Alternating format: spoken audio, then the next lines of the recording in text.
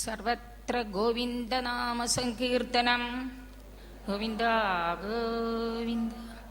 അഗജാനന പത്മാർക്കം ഗജാനനമഹർനിശം അനേകദം തം ഭക്താനാം ഏകദന്തമുപാസ്മഹേ.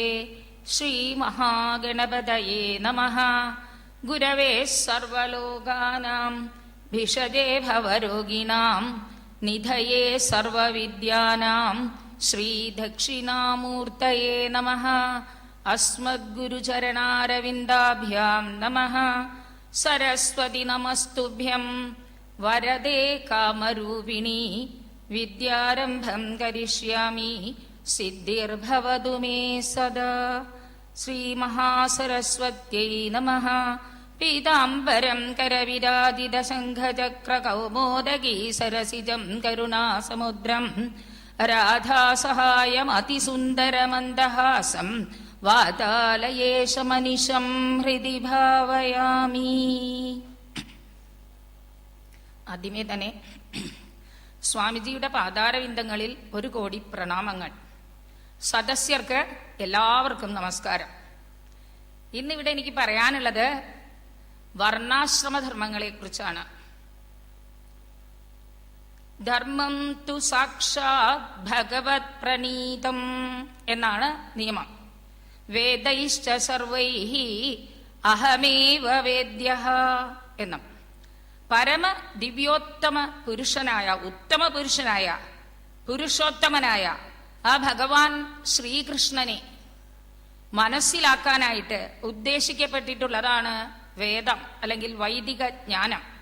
അതുകൊണ്ട് വേദങ്ങളെക്കുറിച്ചോ ശാസ്ത്രങ്ങളെക്കുറിച്ചോ അല്ലെങ്കിൽ ധർമ്മതത്വങ്ങളെക്കുറിച്ചോ പറയുമ്പോൾ അവയെല്ലാം തന്നെ ശ്രീകൃഷ്ണനെ അറിയാൻ ലക്ഷ്യമാക്കുന്നതായിരിക്കണം. സവൈ പുംസാം പരോധർമ്മോ യദോ ഭക്തിരധോക്ഷതേ അഹൈതുകി അപ്രതിഹത യയാ ആത്മാ പ്രസീദതി എന്നാണ്. ഭക്തി ഉണ്ടാകണം അധോക്ഷജനായ ആ ഭഗവാനിൽ. ആ ഭക്തിയാകട്ടെ അകാമ്യമായിരിക്കണം.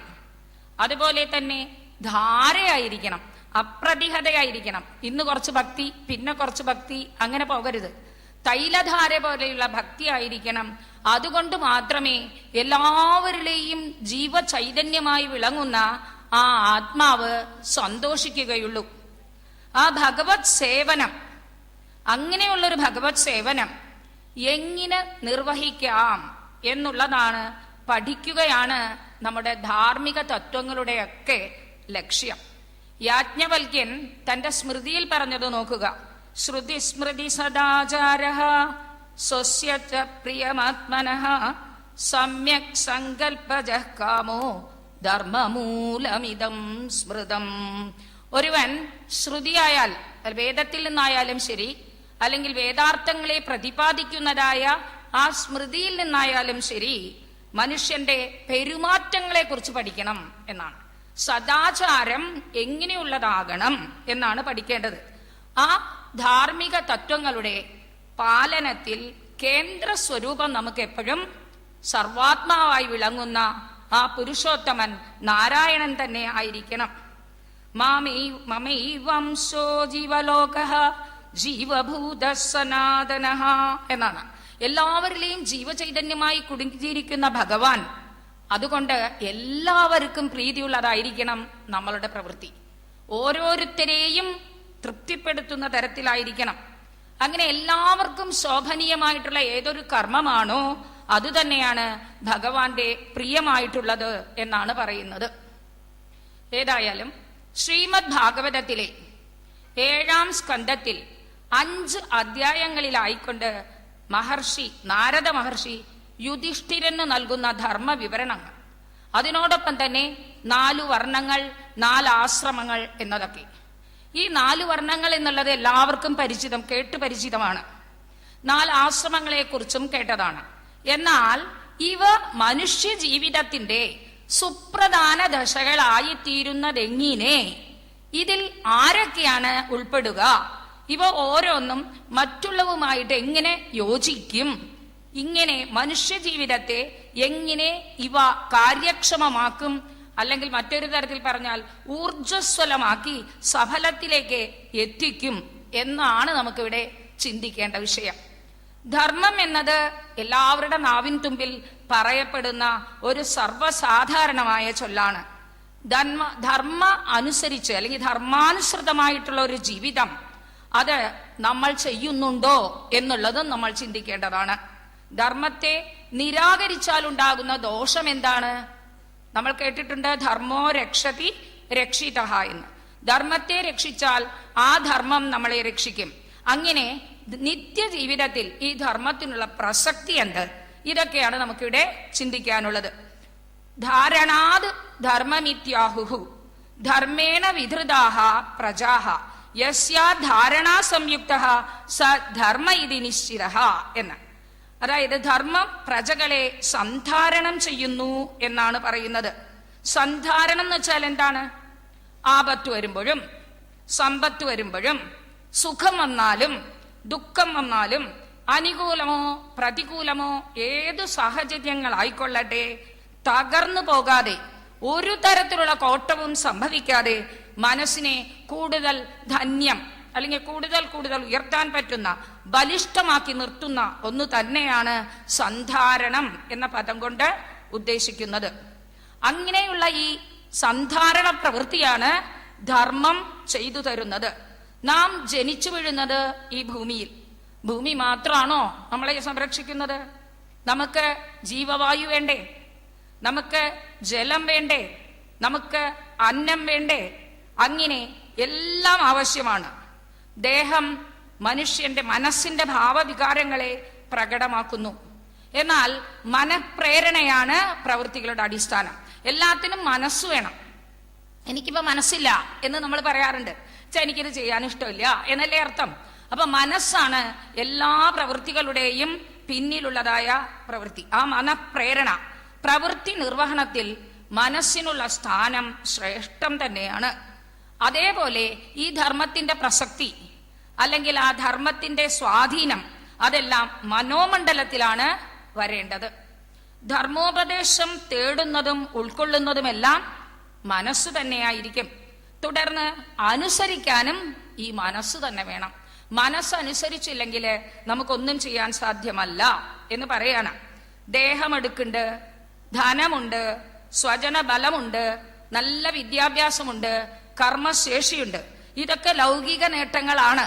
പക്ഷേ ഈ ലൗകിക നേട്ടങ്ങളൊക്കെ മനുഷ്യനെ ചിലപ്പോൾ എന്ത് ചെയ്യും? അഹന്ത ഉളവാക്കും.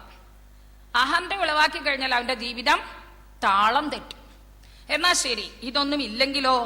കോട്ടമുണ്ടായിന്ന് വെച്ചാൽ ഇതിനൊക്കെ കോട്ടമുണ്ടായാലും ധനമില്ലാണ്ട് വന്നാല്, ദേഹമെടുക്കില്ലാണ്ട് വന്നാല്, സ്വജനബലങ്ങൾ ഇല്ലാണ്ട് വന്നാല്, തനിക്ക് വിദ്യാഭ്യാസം ഇല്ലാണ്ട് വന്നാല്, അങ്ങനെ വന്നാലും എന്തു ചെയ്യും? മനുഷ്യനെ ദുർബലമാക്കും. ചുരുക്കത്തിൽ ഈ മനുഷ്യ മനസ്സിനെ ഇട്ട് ആലോലം പാടിക്കുന്നത്, മറ്റൊരു ഭാഷയിൽ പറഞ്ഞാൽ ആ മനസ്സ് ഊഞ്ഞാൽ അടിക്കുന്നത് മുഴുവൻ ഈ ലോകയാത്രയാണ്. പക്ഷേ അങ്ങനെ ഊഞ്ഞാലാടാതിരിക്കാൻ എന്തെങ്കിലും ഒരു വഴിയുണ്ടോ എന്ന് ആലോചിച്ചാൽ ഈ ധർമ്മജ്ഞാനമുണ്ടല്ലോ, അല്ലെങ്കിൽ ധർമ്മം, ആ ധർമ്മം തന്നെ മനുഷ്യന്റെ ധർമ്മ ആചരണം എന്ന് തന്നെ പറയാം അതിനെ. ആ ധർമാചരണം മനുഷ്യന്റെ മനസ്സിന് ദൃഢതയും ഉറപ്പും വരുത്തി ചാഞ്ചല്യമായ മനസ്സിനെ സ്ഥിരമാക്കി മാറ്റുന്നു. അങ്ങനെ ആബാലവൃദ്ധം ജനങ്ങള്, പാമരനായിക്കോട്ടെ പണ്ഡിതനായിക്കോട്ടെ ധനവാനായിക്കോട്ടെ ദരിദ്രമാക്കോട്ടെ ആരായാലും ധർമ്മം അവനെ ധന്യമാക്കും എന്ന് പറയുകയാണ്. നമ്മുടെ ധർമ്മം പറയുന്ന പേരെന്താണ്? ഭാരതീയ ധർമ്മം സനാതനം എന്നാണ്. ധർമ്മം ആചരിക്കുന്നവൻ ആരാണോ അവനെ അനശ്വരമാക്കുന്നു. അതായത് ജന്മമരണങ്ങൾ ഉള്ളതാണ് ഈ ദേഹം. ജനിച്ചാൽ മരിച്ചേ പറ്റൂ. അങ്ങനെ ദേഹവ്യക്തിത്വം ഒരിക്കലും ശാശ്വതമല്ല, അതിനെ നിലനിർത്തി പോകാമെന്ന് നമ്മൾ ആരും വിചാരിക്കുകയും വേണ്ട. എന്നാൽ ലോകത്തിനും ദേഹത്തിനും നിലനിർത്താനുള്ള അധിഷ്ഠാനം ഉണ്ട്. അതൊരിക്കലും പരിവർത്തനരഹിതമാണ്. അത് വർണ്ണാശ്രമ ധർമ്മങ്ങള് ഓരോ ദശയിലും അത് നമ്മളെ ഊന്നി ഉറപ്പിക്കുകയാണ് ചെയ്യുന്നത്. ഈ പരമസത്യം എന്താണ്? നശിക്കാത്തതായ ആത്മാവ് എല്ലാവരിലും ഉണ്ട് എന്നുള്ള പരമസത്യത്തെ ഊട്ടിയുറപ്പിക്കാൻ ഉതകും ഈ വർണ്ണാശ്രമ ധർമ്മങ്ങളെല്ലാം. അചഞ്ചലതയുടെയും അതുപോലെ തന്നെ എന്ത് കാര്യങ്ങൾക്കിടും സ്വരഗാനങ്ങളാണ് ധർമ്മഘടകങ്ങൾ ഓരോന്നിലും ധ്വനിക്കുന്നത്. ധർമ്മമാണ് മനുഷ്യനെ സുന്ദരനാക്കുക, അല്ലെങ്കിൽ സുഭകനാക്കുക, ഭാഗ്യവാനാക്കി തീർക്കുക എന്നാണ് പറയുന്നത്. വ്യക്തിയെ ഒരു സമാജമായിട്ട് ഇണക്കുക, ആ സമാജത്തെ വ്യക്തിയോടും ഇണക്കി നിർത്തുന്ന ഒരു കണ്ണിയാണ് ഈ ധർമ്മം എന്ന് പറയുന്നത്. ആ ധർമ്മത്തിന്റെ പ്രകട രൂപങ്ങൾ അത്രേ വർണ്ണങ്ങളും ആശ്രമങ്ങളും എന്ന് പറയാണ്. സാധാരണ ഇലകള്, അതിന്റെ നിറം അല്ലെങ്കിൽ അതിന്റെ ഭേദം, ഇതിനെ കാണുമ്പോൾ ചെടി ഏതാണെന്ന് നമുക്ക് തിരിച്ചറിയാൻ സാധിക്കും. വൃക്ഷങ്ങളെയും തിരിച്ചറിയാൻ സാധിക്കും. ഓരോന്നിന്റെ രസവീര്യം, ചിലത് കടുപ്പമുള്ളതായിരിക്കും, ചിലത് അമ്ലമായിരിക്കും, ചിലത് നല്ല മാധുര്യമുള്ളതായിരിക്കും. അങ്ങനെ അതിന്റെ ഫലം കൊണ്ട് ഇത് ഇന്നതാണ്, ഈ ഇലയിൽ നിന്നുണ്ടായതാണ്, ഈ സസ്യത്തിൽ നിന്നുണ്ടായതാണെന്ന് നമുക്ക് മനസ്സിലാക്കാൻ സാധിക്കും. അതുപോലെ തന്നെ മനുഷ്യരെ ഗുണകർമ്മങ്ങൾ കൊണ്ട് തിരിച്ചറിയാൻ സാധിക്കും എന്ന് പറയുന്നതാണ് വർണ്ണവ്യവസ്ഥ. ചാതുർവർണ്ണ്യം മയാ സൃഷ്ടം ഗുണകർമ്മ വിഭാഗശഃ എന്നാണ് ഭഗവാൻ പറഞ്ഞത്. ഗുണവും കർമ്മവും അനുസരിച്ച് അവരെ ആരാണെന്ന് തിരിച്ചറിയാം. നമുക്കിപ്പോൾ ഇനി പ്രകൃതത്തിലേക്ക് കടക്കാം. രാജസൂയയാഗം. ആ സമയത്ത് കൃഷ്ണനെ ഭർഷിച്ചു കൊണ്ടിരുന്ന ശിശുപാലൻ, ആ ശിശുപാലന്റെ വാക്കുകൾ ക്ഷമിക്കാൻ പറ്റാത്തതായി വന്ന സമയത്ത് സുദർശന ചക്രം ശിശുപാലന്റെ ശിരസ് ഛേദിച്ചു. ഉടനെ തന്നെ ശിശുപാലനിൽ നിന്നുണ്ടായിരുന്ന ഒരു ജ്യോതിസ് ആ ശ്രീകൃഷ്ണ ശരീരത്തിൽ ചെന്നടഞ്ഞു. ഇതൊരു അസാമഞ്ജസ്യമായി തോന്നി യുധിഷ്ഠിരന്. കാരണം എന്നും വൈരം പ്രകടിപ്പിച്ചിരുന്ന ഈ ചേതിഭൂപാലന് എങ്ങനെ ഭഗവത് ലയം കിട്ടി എന്നുള്ള സംശയം വന്നു. അതിന് ഉത്തരമായിട്ട് ഹിരണ്യകശിപുവിന്റെ ചരിത്രവും തുടർന്ന് പ്രഹ്ലാദന്റെ ചരിത്രവും പറഞ്ഞു.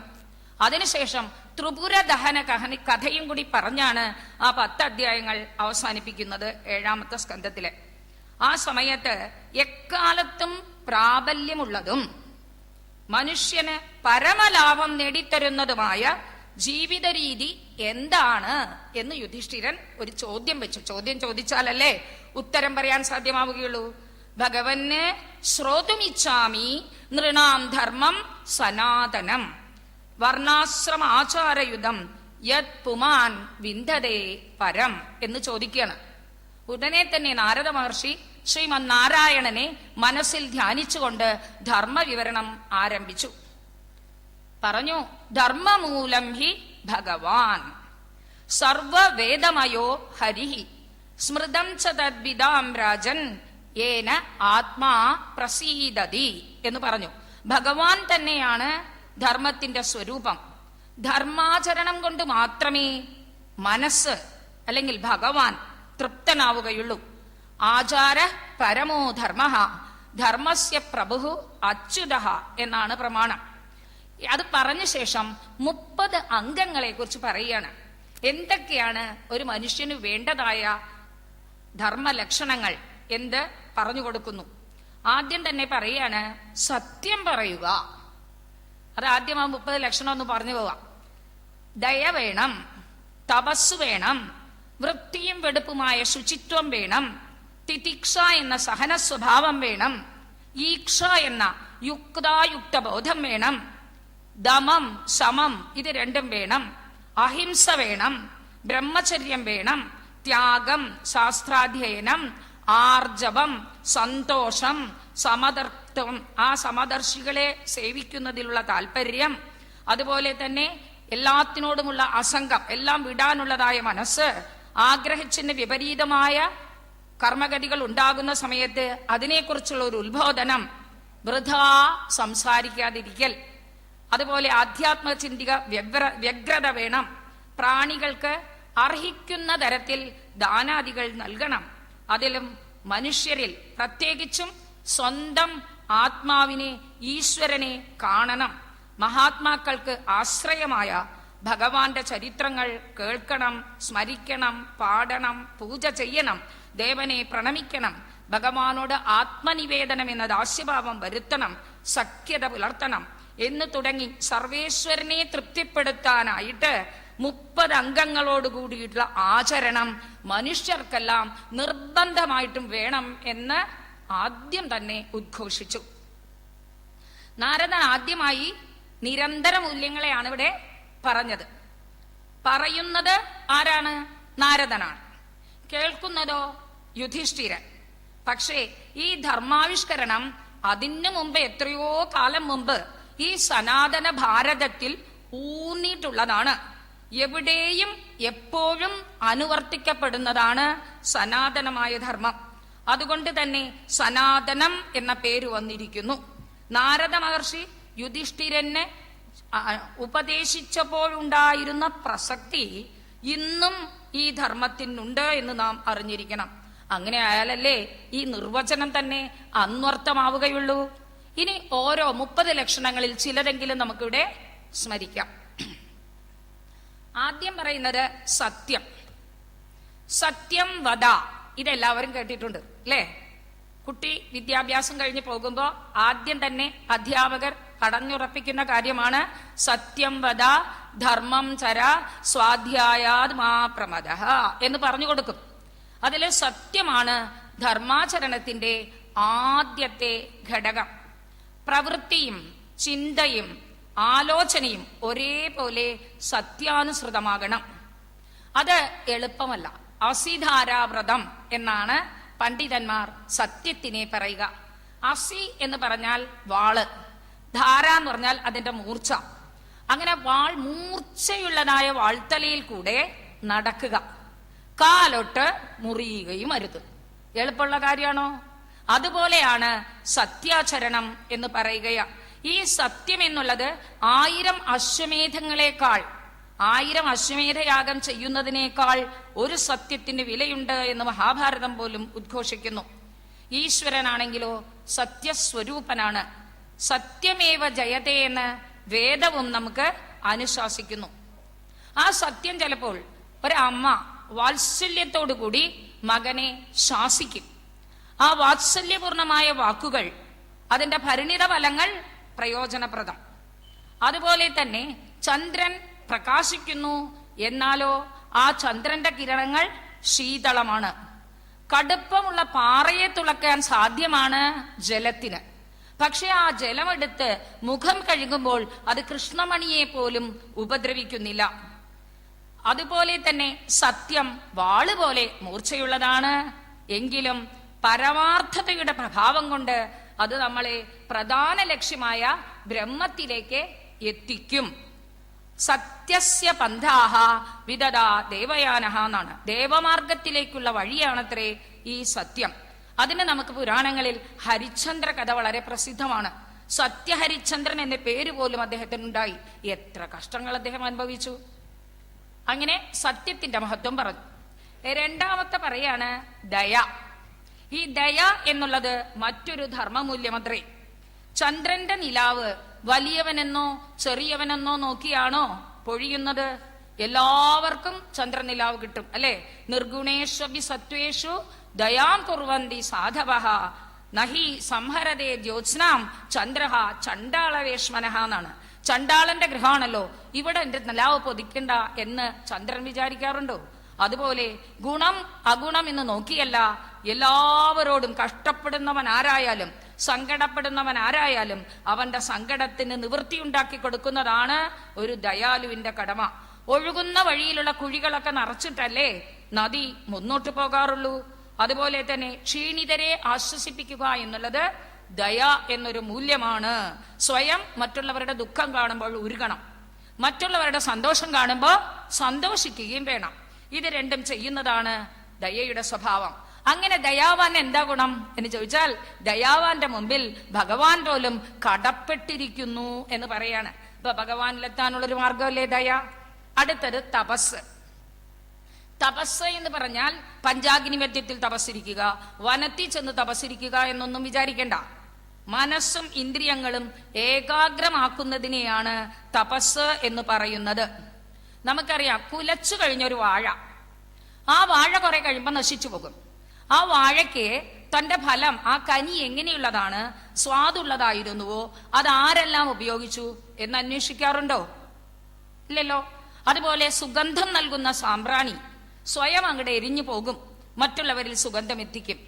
അതേപോലെ തന്നെ ആത്മാവാരെന്നും അനാത്മാവ് എന്തെന്നും തിരിച്ചറിയുന്നതിനും അതിനു വേണ്ടി ഏകാഗ്രമായി തപസ് ചെയ്യുന്നതുമാണ് തപസ്. അത് നിരന്തര ധ്യാനം കൊണ്ട് സാധിക്കും. ആദ്യമേ നമുക്കൊന്നും ധ്യാനത്തിൽ പോകാൻ സാധ്യമല്ല. അതിന് ചില വഴികൾ പറഞ്ഞു തന്നിരിക്കുകയാണ്. നല്ല ഏകാദശി പോലുള്ള വ്രതങ്ങൾ ഉപവസിക്കുക. ചില ഇഷ്ടഭക്ഷണങ്ങൾ തനിക്ക് ഒഴിച്ചുകൂടാൻ പറ്റാത്തതാണ് തോന്നിയിട്ടുണ്ടെങ്കിൽ അതിനെ ഉപേക്ഷിക്കുക. കുറച്ചു നേരം ഉറക്കമൊഴിക്കുക. ഒരു നേരത്തെ ഭക്ഷണം വേണ്ട എന്ന് വെക്കുക. തീർത്ഥാടനങ്ങൾ ചെയ്യുക. ഇതൊന്നും നിത്യശീലങ്ങൾ അല്ലെങ്കിലും അതിനെ അഭ്യസിക്കുന്നത് തന്നെ ഒരു തപോനിഷ്ഠയാണ്. അടുത്തതാണ് ശൗചം എന്ന ഗുണം. വൃത്തിയും വെടുപ്പും അടുക്കും ചിട്ടയും, അല്ലെങ്കിൽ എന്താ പറയാ, ദേഹം, വസ്ത്രം, വീട് ഇതിനെയൊക്കെ വൃത്തിയായി സൂക്ഷിക്കുക. ഇതൊക്കെ ശൗചത്തിന് വിധേയമാക്കണം. നമ്മളുടെ പൊതു സ്വഭാവമാണ് നമ്മുടെ വീടും പരിസരവും വൃത്തിയാക്കും, അടുത്ത വീട്ടിൽ എന്ത് വേണമെങ്കിലും ആയിക്കൊള്ളട്ടെ എന്ന്. അത് മനോഭാവം അരുത്. ആസ്പത്രി ആയാലും ശരി, വിദ്യാലയമായാലും ശരി, തീവണ്ടി ആയാലും ശരി, പൊതുസ്ഥലമായാലും ശരി, ശുചിമുറി ആയാലും ശരി, വൃത്തിയായി സൂക്ഷിക്കുക എന്ന്. അത് പുറമേയുള്ള ബാഹ്യശുചിയാണ്. ആഭ്യന്തര ശുചിക്ക് കൂടുതൽ മഹത്വം.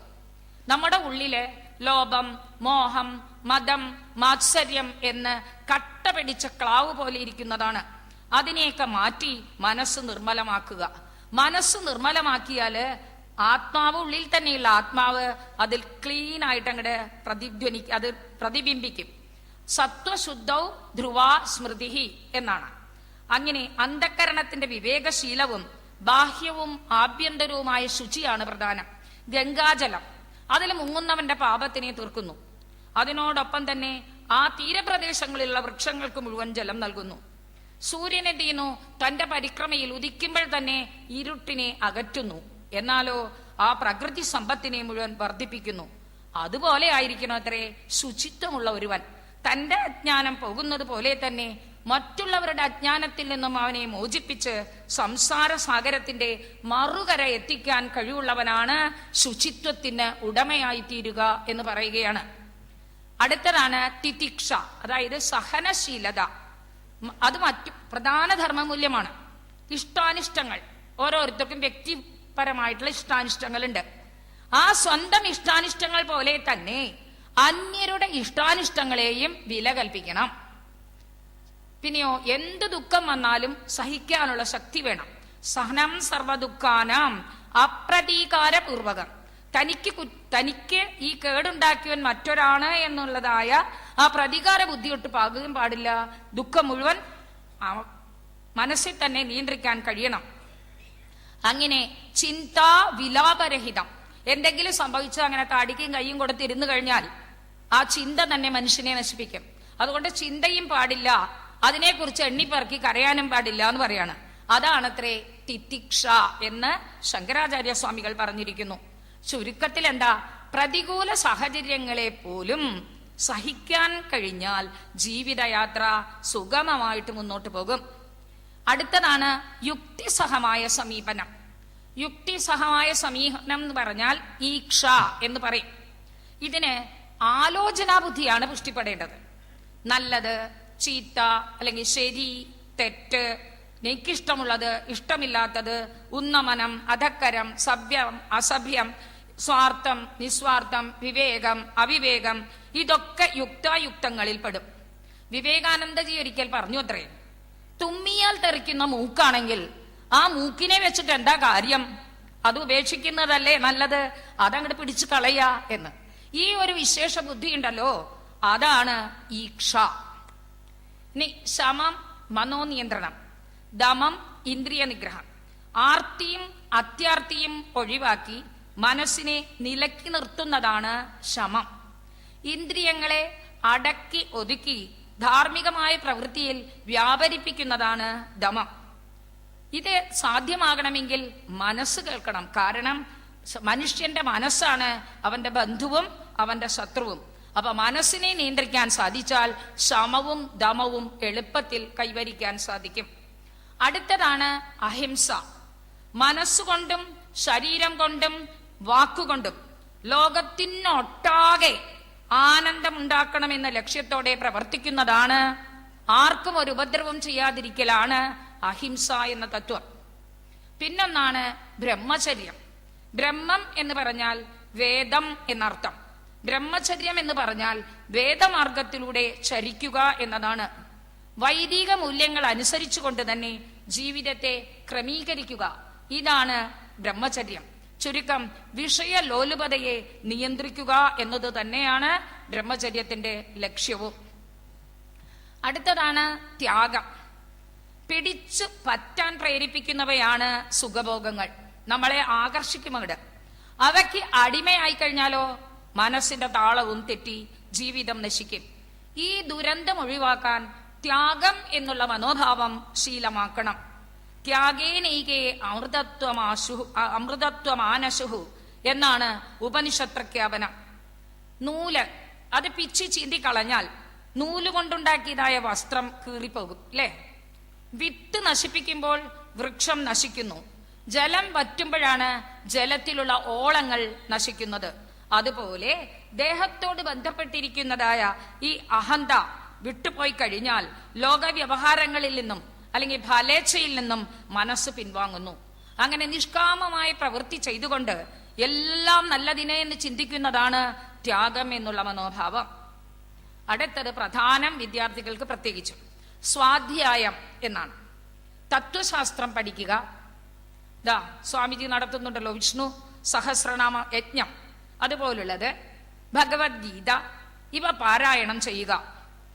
ഓജസ്സും തേജസ്സും വർദ്ധിക്കും മാത്രമല്ല, അതുതന്നെയാണ് ഒരു ജീവിതത്തെ മുന്നോട്ട് നയിക്കുക. നമ്മൾ പന്ത് തറയിലേക്കിട്ട് കളിക്കുന്നു, ഇല്ലേ? അതെന്തിനാണ്? അത് ഉയർന്നു വരുമ്പോൾ കയ്യിൽ പിടിക്കാം. അല്ലാണ്ട് ഭൂമി കേടുവന്നോട്ടെ എന്ന് വിചാരിച്ച് ആരെങ്കിലും പന്തിട്ട് തെളിക്കുമോ? വിളവില് കണ്ണുവെച്ചുകൊണ്ട് തന്നെയാണ് കൃഷി ഇറക്കുന്നത്. ഇരുട്ടിൽ വസ്തു തിരയാനായിട്ട് നമ്മള് പ്രകാശം, ടോർച്ച് ഉപയോഗിക്കുന്നു. വൃക്ഷ ചുവട്ടിൽ കൊണ്ട് നനയ്ക്കുന്നത് വൃക്ഷത്തിന്റെ മുകളിൽ ധാരാളം പഴങ്ങൾ ഉണ്ടാകണമെന്ന് വിചാരിച്ച്. മുഖക്കണ്ണാടി തുടച്ചു വൃത്തിയാക്കുന്നത് നമ്മുടെ മുഖം നന്നായി കാണണമെന്ന് വിചാരിക്കാൻ. അതുപോലെ വേദങ്ങളിൽ പ്രതിപാദിച്ചിരിക്കുന്ന ഈശ്വരന്റെ യഥാർത്ഥ സ്വരൂപം ആവശ്യമായി നിരന്തരം വേദശാസ്ത്രങ്ങൾ പഠിക്കണം. വേദശാസ്ത്രങ്ങൾ പഠിക്കാൻ പറ്റാത്തവര് സ്തോത്രങ്ങൾ ചൊല്ലണം. അതും സാധിക്കാത്തവര് ഈശ്വരനാമങ്ങൾ ഉരുവിടണം. ഇതാണ് സ്വാധ്യായം. ഇതുകൊണ്ടുള്ള ഫലം ഉറപ്പ്. അത് അനുഭവസ്ഥർ പറയുന്നു. ആർജവം മറ്റൊരു ഗുണമാണ്. നേർമ എന്ന് മലയാളത്തിൽ പറയാം. ഒളിച്ചു കളിക്കാതെ, ഒഴിവ് കഴിവ് പറയാതെ. ഇന്ന് കാണുന്നതൊക്കെ അങ്ങനെയാണ്. ഒക്കെ ഒളിച്ചു കളിയും ഒഴിവ് കഴിവും പറഞ്ഞ് ഒരു നക്കാനായിട്ട് ഇത്തിരി ചട്നി ഇട്ട് കൊടുക്കുന്ന മാതിരിയാ. പിന്നെ അതിന് മെയിനായിട്ടുള്ള ദോശ കൊടുക്കൂല. ആ മട്ടിലാണ് ഇന്നത്തെ ലോകം. അതുകൊണ്ട് എന്ത് കാര്യങ്ങളും നേരെ ചൊവ്വേ പറയാൻ പഠിക്കുക. ഇതാകണം ഓരോരുത്തരുടെയും സ്വഭാവം. എല്ലാ ജീവജാലങ്ങളോടും വിനയത്തോടെ പെരുമാറിയാലേ ഈ ആർജവം സ്വന്തമാക്കാൻ സാധിക്കൂ. പിന്നൊന്നാണ് നമുക്കൊക്കെ വളരെ കുറഞ്ഞു വന്നിരിക്കുന്ന ഒരു സ്വഭാവം, സന്തോഷം. കിട്ടുന്നതിൽ സന്തോഷിക്കുക എന്ന്. ഉപാനത് ഗൂഢപാദസ്യാനു ചർമാശ്രിതേവ ഭൂഹു എന്ന് സുഭാഷിതകാരൻ പറഞ്ഞു. കാലിൽ ചെരുപ്പിട്ടണിഞ്ഞവന് നിലത്ത് മുള്ളും കല്ലും ഉണ്ടോ? എല്ലായിടവും പരവതാനി വിരിച്ച പോലെയല്ലേ തോന്നുക? അതുപോലെ കിട്ടുന്നത് കൊണ്ട് തൃപ്തിപ്പെടുന്നവന് ജീവിതം സ്വർഗകരമാക്കാം. സന്തോഷമില്ലെങ്കിൽ ജീവിതം തിരിച്ച് നരകം തന്നെയാണ്. മറ്റുള്ളവരെ കണ്ട് മനസ്സിൽ വേദനിക്കുന്നവൻ തീർച്ചയായും ക്ലേശിക്കുന്നവനാണ്, ദുഃഖിക്കുന്നവനാണ്. അവർക്ക് ഉറക്കം ഉണ്ടാവുകയില്ല. ഒരു തരത്തിലെ എല്ലായിടത്തും സംശയവും മാത്രമായിരിക്കും. അതുകൊണ്ട് സന്തോഷം മൂലധനമായി ഇരിക്കണം എന്ന് പറഞ്ഞു. അടുത്തതാണ് സമദൃക്ക്. എല്ലാവരെയും ഒരുപോലെ കാണുക. എല്ലാ ജീവജാലങ്ങളിലും വർത്തിക്കുന്നത് ഭഗവത് ചൈതന്യമാണ് എന്ന് മനസ്സിലാക്കുക. എല്ലാ ജീവജാലങ്ങളും സന്തോഷിച്ചാൽ ഭഗവാൻ സന്തോഷിക്കുമെന്ന് മനസ്സിലാക്കുക. അതുപോലെ സമദൃക്കുകളായ കുറേയധികം മഹാന്മാരെ സേവിക്കാനുള്ള പ്രവൃത്തികളിൽ, അവർ ലോകനന്മയ്ക്കായി ചെയ്യുന്ന പ്രവൃത്തികളിൽ കൂടുതൽ കൂടുതൽ പങ്കാളികളാവുക. പിന്നെ ഗ്രാമ്യശീലങ്ങൾ വെച്ചാ വേണ്ടാത്ത ചില സ്വഭാവം നമുക്കുണ്ട്. കൂട്ടുകൂടുക, 4 പേരെ കുറ്റം പറയുക, ചീട്ട് കളിച്ച് സമയം കളയുക, അതൊന്നും അരുത് എന്ന് പറയാണ്. ദിവസവും നമ്മൾ എന്താണ് ചെയ്തത് എന്ന് മനസ്സിലൊന്ന് പ്ലാൻ ചെയ്യണത്രേ. രാത്രി കിടക്കാറാകുമ്പോ വിചാരിക്കുക, പ്രത്യഹം പ്രത്യവേക്ഷേത നരശ്ചരിതമാത്മനഃ കിന്നു മേ പശുഭിസ്തുല്യം കിന്നു സത്തുരുഷൈരിതി. ചിന്തിക്കേണ്ടത് ഇതാണ്. ദിവസവും രാത്രി കിടക്കാറാകുമ്പോൾ വിചാരിക്കുക, ഇന്ന് ഞാൻ ചെയ്ത പ്രവൃത്തികൾ മൃഗതുല്യമായിരുന്നുവോ സജ്ജനങ്ങൾക്ക് ഒത്തതായിരുന്നുവോ എന്ന് ചിന്തിക്കുക. മൃഗതുല്യമാണെങ്കിൽ ആ ഭാഗം കീറിക്കളയുക. അങ്ങനെ ദിവസവും ചെയ്തു വരുമ്പോൾ നമ്മുടെ മനസ്സ് തന്നെ ശുദ്ധം. ആത്മപരിശോധനയാണ് വേണ്ടത്. കിട്ടുന്ന ഭക്ഷണം എന്തായാലും അത് പങ്കുവെച്ച് മറ്റുള്ളവർക്ക് കൊടുത്ത് ഭക്ഷിക്കുന്ന ഒരു ശീലം വളർത്തുക.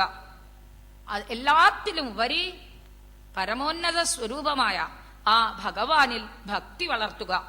ഇങ്ങനെ 30 ശീലങ്ങൾ ധർമാചരണത്തിന്റെ ഭാഗമായിട്ട് വ്യക്തമാക്കി. സനാതന ധർമ്മത്തിന്റെ പ്രായോഗിക വശങ്ങളാണ് ഈ പറഞ്ഞവ. വ്യക്തി അല്ലെങ്കിൽ ഒരു സമുദായം അല്ലെങ്കിൽ കുടുംബം, ഈ നിലയ്ക്കുള്ള എല്ലാ അച്ചടക്കവും അല്ലെങ്കിൽ കൂട്ടായ്മയും ഇവരോട് സമ്പർക്കം ചെയ്യേണ്ടി വരുന്നതായ പ്രവൃത്തിയും അതുകൊണ്ടുള്ള ജീവിത സാഫല്യം അല്ലെങ്കിൽ താൻ ധന്യനായി എന്നുള്ള തോന്നല്, ഇതെല്ലാം ബാഹ്യാഭ്യന്തര വീക്ഷണങ്ങൾ ഉൾപ്പെട്ടതാണ്. അങ്ങനെ എല്ലാം കൂടെ ചേർന്നതാണ് ഈ ധാർമ്മിക പദ്ധതി. ഇത് ഭാരതത്തിന്റെ തനതായ ഒരു സംസ്കാരം മാത്രമല്ല, ഇതൊരു പാരമ്പര്യം. നാം ഭാരതീയരാണ് എന്ന് നാം അഭിമാനിക്കണം. ഈ ഭാരതമാണ് എന്റെ കളിത്തൊട്ടിൽ, ഈ ഭാരതം തന്നെയാണ് എന്റെ അന്തിയുറങ്ങാനുള്ള സ്ഥലം എന്ന് വിചാരിക്കുമ്പോൾ നമ്മൾ ഓരോരുത്തരും ധന്യതയിലേക്ക് എത്തിച്ചേരണം. ആദിമ മനുഷ്യനുണ്ടായിരുന്നു. ഇത് ഇന്നത്തെ നാഗരികരുമുണ്ട്. എല്ലാവരുടെയും ശരീരം പഞ്ചഭൗതികമാണ്, അല്ലെ? പഞ്ചഭൗതികമാണ്, പഞ്ചഭൂതങ്ങളെ കൊണ്ട് നിർമ്മിതം. ഇന്ദ്രിയങ്ങൾക്കോ മനസ്സിനോ ഒരു മാറ്റവുമില്ല. മനസ്സിന് ദിശ നൽകുന്ന ആലോചനാബുദ്ധിക്കുമില്ല ഒരു മാറ്റവും. ഇതിനൊരു മാറ്റം ഉണ്ടാകും എന്ന് തോന്നുന്നുണ്ടോ? അതുമില്ല. എന്നാൽ പണ്ടത്തെ തത്വചിന്തകന്മാർ ആവിഷ്കരിച്ച ജീവിത മൂല്യങ്ങള്, അവയുടെ അനശ്വരത, ആ ധർമാചരണം, അത് അതേപടി നിലകൊള്ളുന്നുണ്ട്. അതിനെ ശരിക്കും മനസ്സിലാക്കി കെട്ടുറപ്പുള്ളതായ ഒരു ജീവിതം അല്ലെങ്കിൽ കെട്ടുറപ്പുള്ളതായ ഒരു സമുദായം അത് വാർത്തെടുക്കാൻ നമ്മൾ ആരും പിന്നോക്കം പോകരുത്. ഇത് നമ്മുടെ കർത്തവ്യമാണ് എന്ന് ഓർത്തുകൊള്ളുക. ആഹാരാദികളൊക്കെ നമ്മുടെ ശരീരത്തിനെ മാത്രമേ പരിപോഷിക്കുകയുള്ളൂ. അതുകൊണ്ട് ദേഹം തടിച്ചു കൊഴുത്തു വളരും. ദേഹത്തെ സഞ്ചലിപ്പിക്കുന്ന മനസ്സ് വളരണ്ടേ? മനസ്സിന് പ്രേരകം നൽകുന്നതായ ബുദ്ധി വളരണ്ടേ?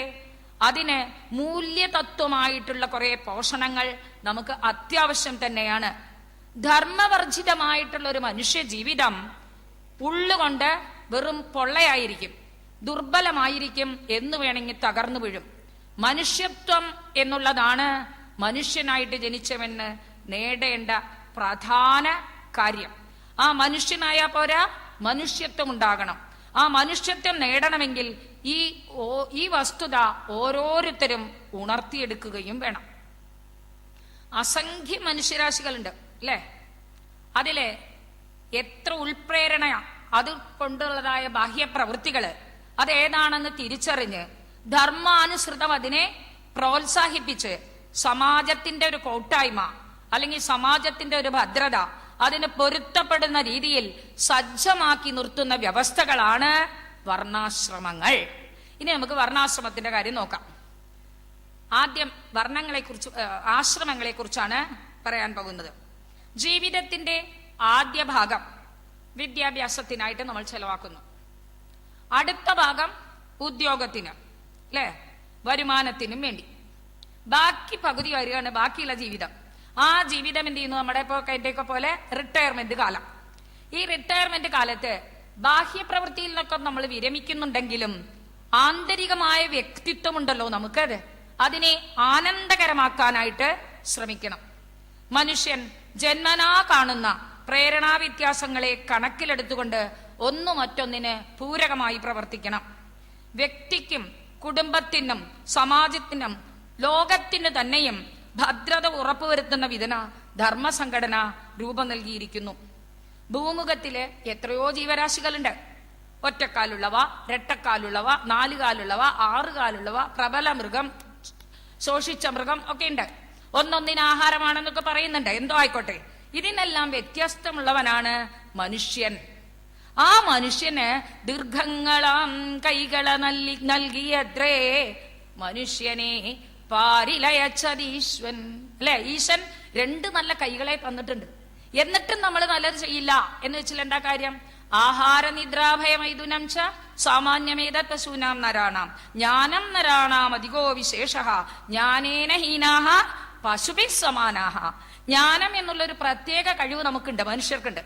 എന്നിട്ട് ആ ജ്ഞാനത്തിനെ വേണ്ട വിധം പ്രയോഗിച്ചില്ലെങ്കിൽ മൃഗതുല്യര് തന്നെ. ജീവിതം എന്നുള്ളത് തിന്നും കുടിച്ചും ഉണ്ടും ഉറങ്ങിയും പാഴാക്കാനുള്ളതാണോ? ഭാഗവതത്തിൽ തന്നെ പഞ്ചമസ്കന്ധത്തില് ഋഷഭൻ ഉപദേശിക്കുന്നുണ്ട്, നയം ദേഹോ ദേഹഭാജം നൃലോകേ കഷ്ടാൻ കാമമർഹദേ വിഡ്ഭുജാമ്യേ.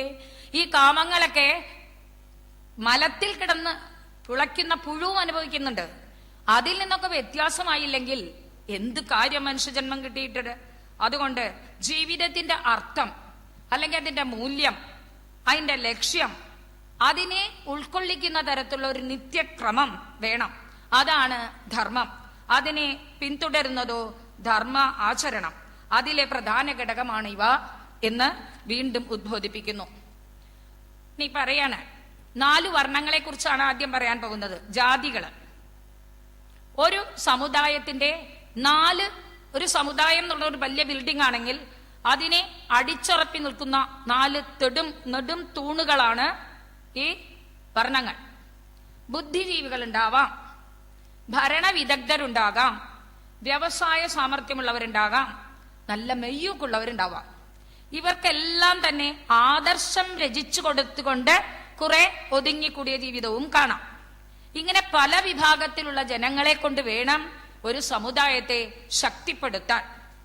അവനവന്റെ ബുദ്ധിക്കും അതുപോലെ ശക്തിക്കും അല്ലെങ്കിൽ മനസ്സിനും ചേരുന്ന വിധത്തിലുള്ള ജീവിതക്രമം അല്ലെങ്കിൽ അതിന്റെ ജീവനോപായം അതിനെ പിന്തുടരണം. അതുവഴി മറ്റുള്ളവർക്ക്, അതായത് സമുദായത്തിലുള്ള എല്ലാവർക്കും പൂരകമായിട്ട് കഴിയുക. അതേ സമയത്ത് തന്നെ ചുറ്റുമുള്ളവർക്ക് മനസ്സ വാച കർമ്മണ എല്ലാവരെയും സഹായിക്കുക, എല്ലാവരെയും സ്നേഹിക്കുക, സമാജത്തെ ഉദ്ബുദ്ധമാക്കുക, അവരെ ഭദ്രമാക്കുക, ശക്തമാക്കുക. ഇവയൊക്കെയാണ് ധർമ്മവചനം കൊണ്ട് തന്നെ ഉദ്ദേശിക്കുന്നത്. ബ്രാഹ്മണൻ, ക്ഷത്രിയൻ, വൈശ്യൻ, ശൂദ്രൻ, ഇതാണ് 4 വർണ്ണങ്ങൾ. ഈ 4 വിഭാഗങ്ങളും ഒത്തൊരുമിച്ച് പ്രവർത്തിച്ചാലേ മനുഷ്യ സമാജത്തിന് അഴകും മിഴിവും ബലവും ഉണ്ടാകുകയുള്ളൂ. ബ്രാഹ്മണ സ്വഭാവം എന്താണ്? ഉൾക്കഴിവുകൾ നേടാൻ അല്ലെങ്കിൽ ഉള്ളോടം ഒരു തൃപ്തി വരിച്ച് ജന്മസാഫല്യം നേടാനുള്ളതാണ്. അതിനു ചേർന്ന ജീവിത മൂല്യങ്ങളാകണം ബ്രാഹ്മണൻ അനുവർത്തിക്കുന്നത്. ബ്രാഹ്മണ ജന്മമെടുത്ത് അവൻ മൃഗതുല്യനായി പെരുമാറിയാൽ അവനെ ബ്രാഹ്മണൻ എന്ന് പറയാൻ സാധിക്കുമോ? ഇന്ദ്രിയങ്ങളെ മനസ്സുകൊണ്ട്, മനസ്സിനെ ബുദ്ധി കൊണ്ടും ബുദ്ധിയെ ആത്മാവിലും പ്രശോഭിപ്പിക്കണം. അങ്ങനെ ജീവിക്കുന്ന ബ്രാഹ്മണൻ മാത്രമേ ബഹുമാന്യനാകൂ. അതുകൊണ്ട് എന്താ പറയുന്ന വെച്ചാൽ ഉൾബലമാണ് ഒരു ബ്രാഹ്മണനെ മറ്റുള്ളവരിൽ സ്വാധീനിപ്പിക്കുന്നത്. ബാഹ്യ ആകർഷണവും വികർഷണവും നിറഞ്ഞതാണ് മനസ്സ്. ആ മനസ്സിനെ ദുർബലമാക്കുന്നത് അതുതന്നെയാണ്. ബ്രാഹ്മണൻ ഒരിക്കലും ആ മനസ്സിനെ ദുർബലപ്പെടുത്താൻ അനുവദിക്കരുത്. വിഭവ സമാഹരണം വേണമെന്ന് പറയുമ്പോഴാണ് ഈ ആകർഷണ വികർഷണങ്ങൾ മനുഷ്യന്റെ മനസ്സിനെ ദുർബലമാക്കുക. അതുകൊണ്ട് വിഭവ സമാഹരണം ആശിക്കരുത്. ബ്രാഹ്മണന്റെ എപ്പോഴത്തെയും ധർമ്മമാണ് ലോകാ സമസ്താഹ സുഖിനോ ഭവന്തു എന്ന്. ലോകം മുഴുവൻ സുഖമുള്ളതായി തീരട്ടെ എന്ന ചിന്താഗതി ഉണ്ടാകണം.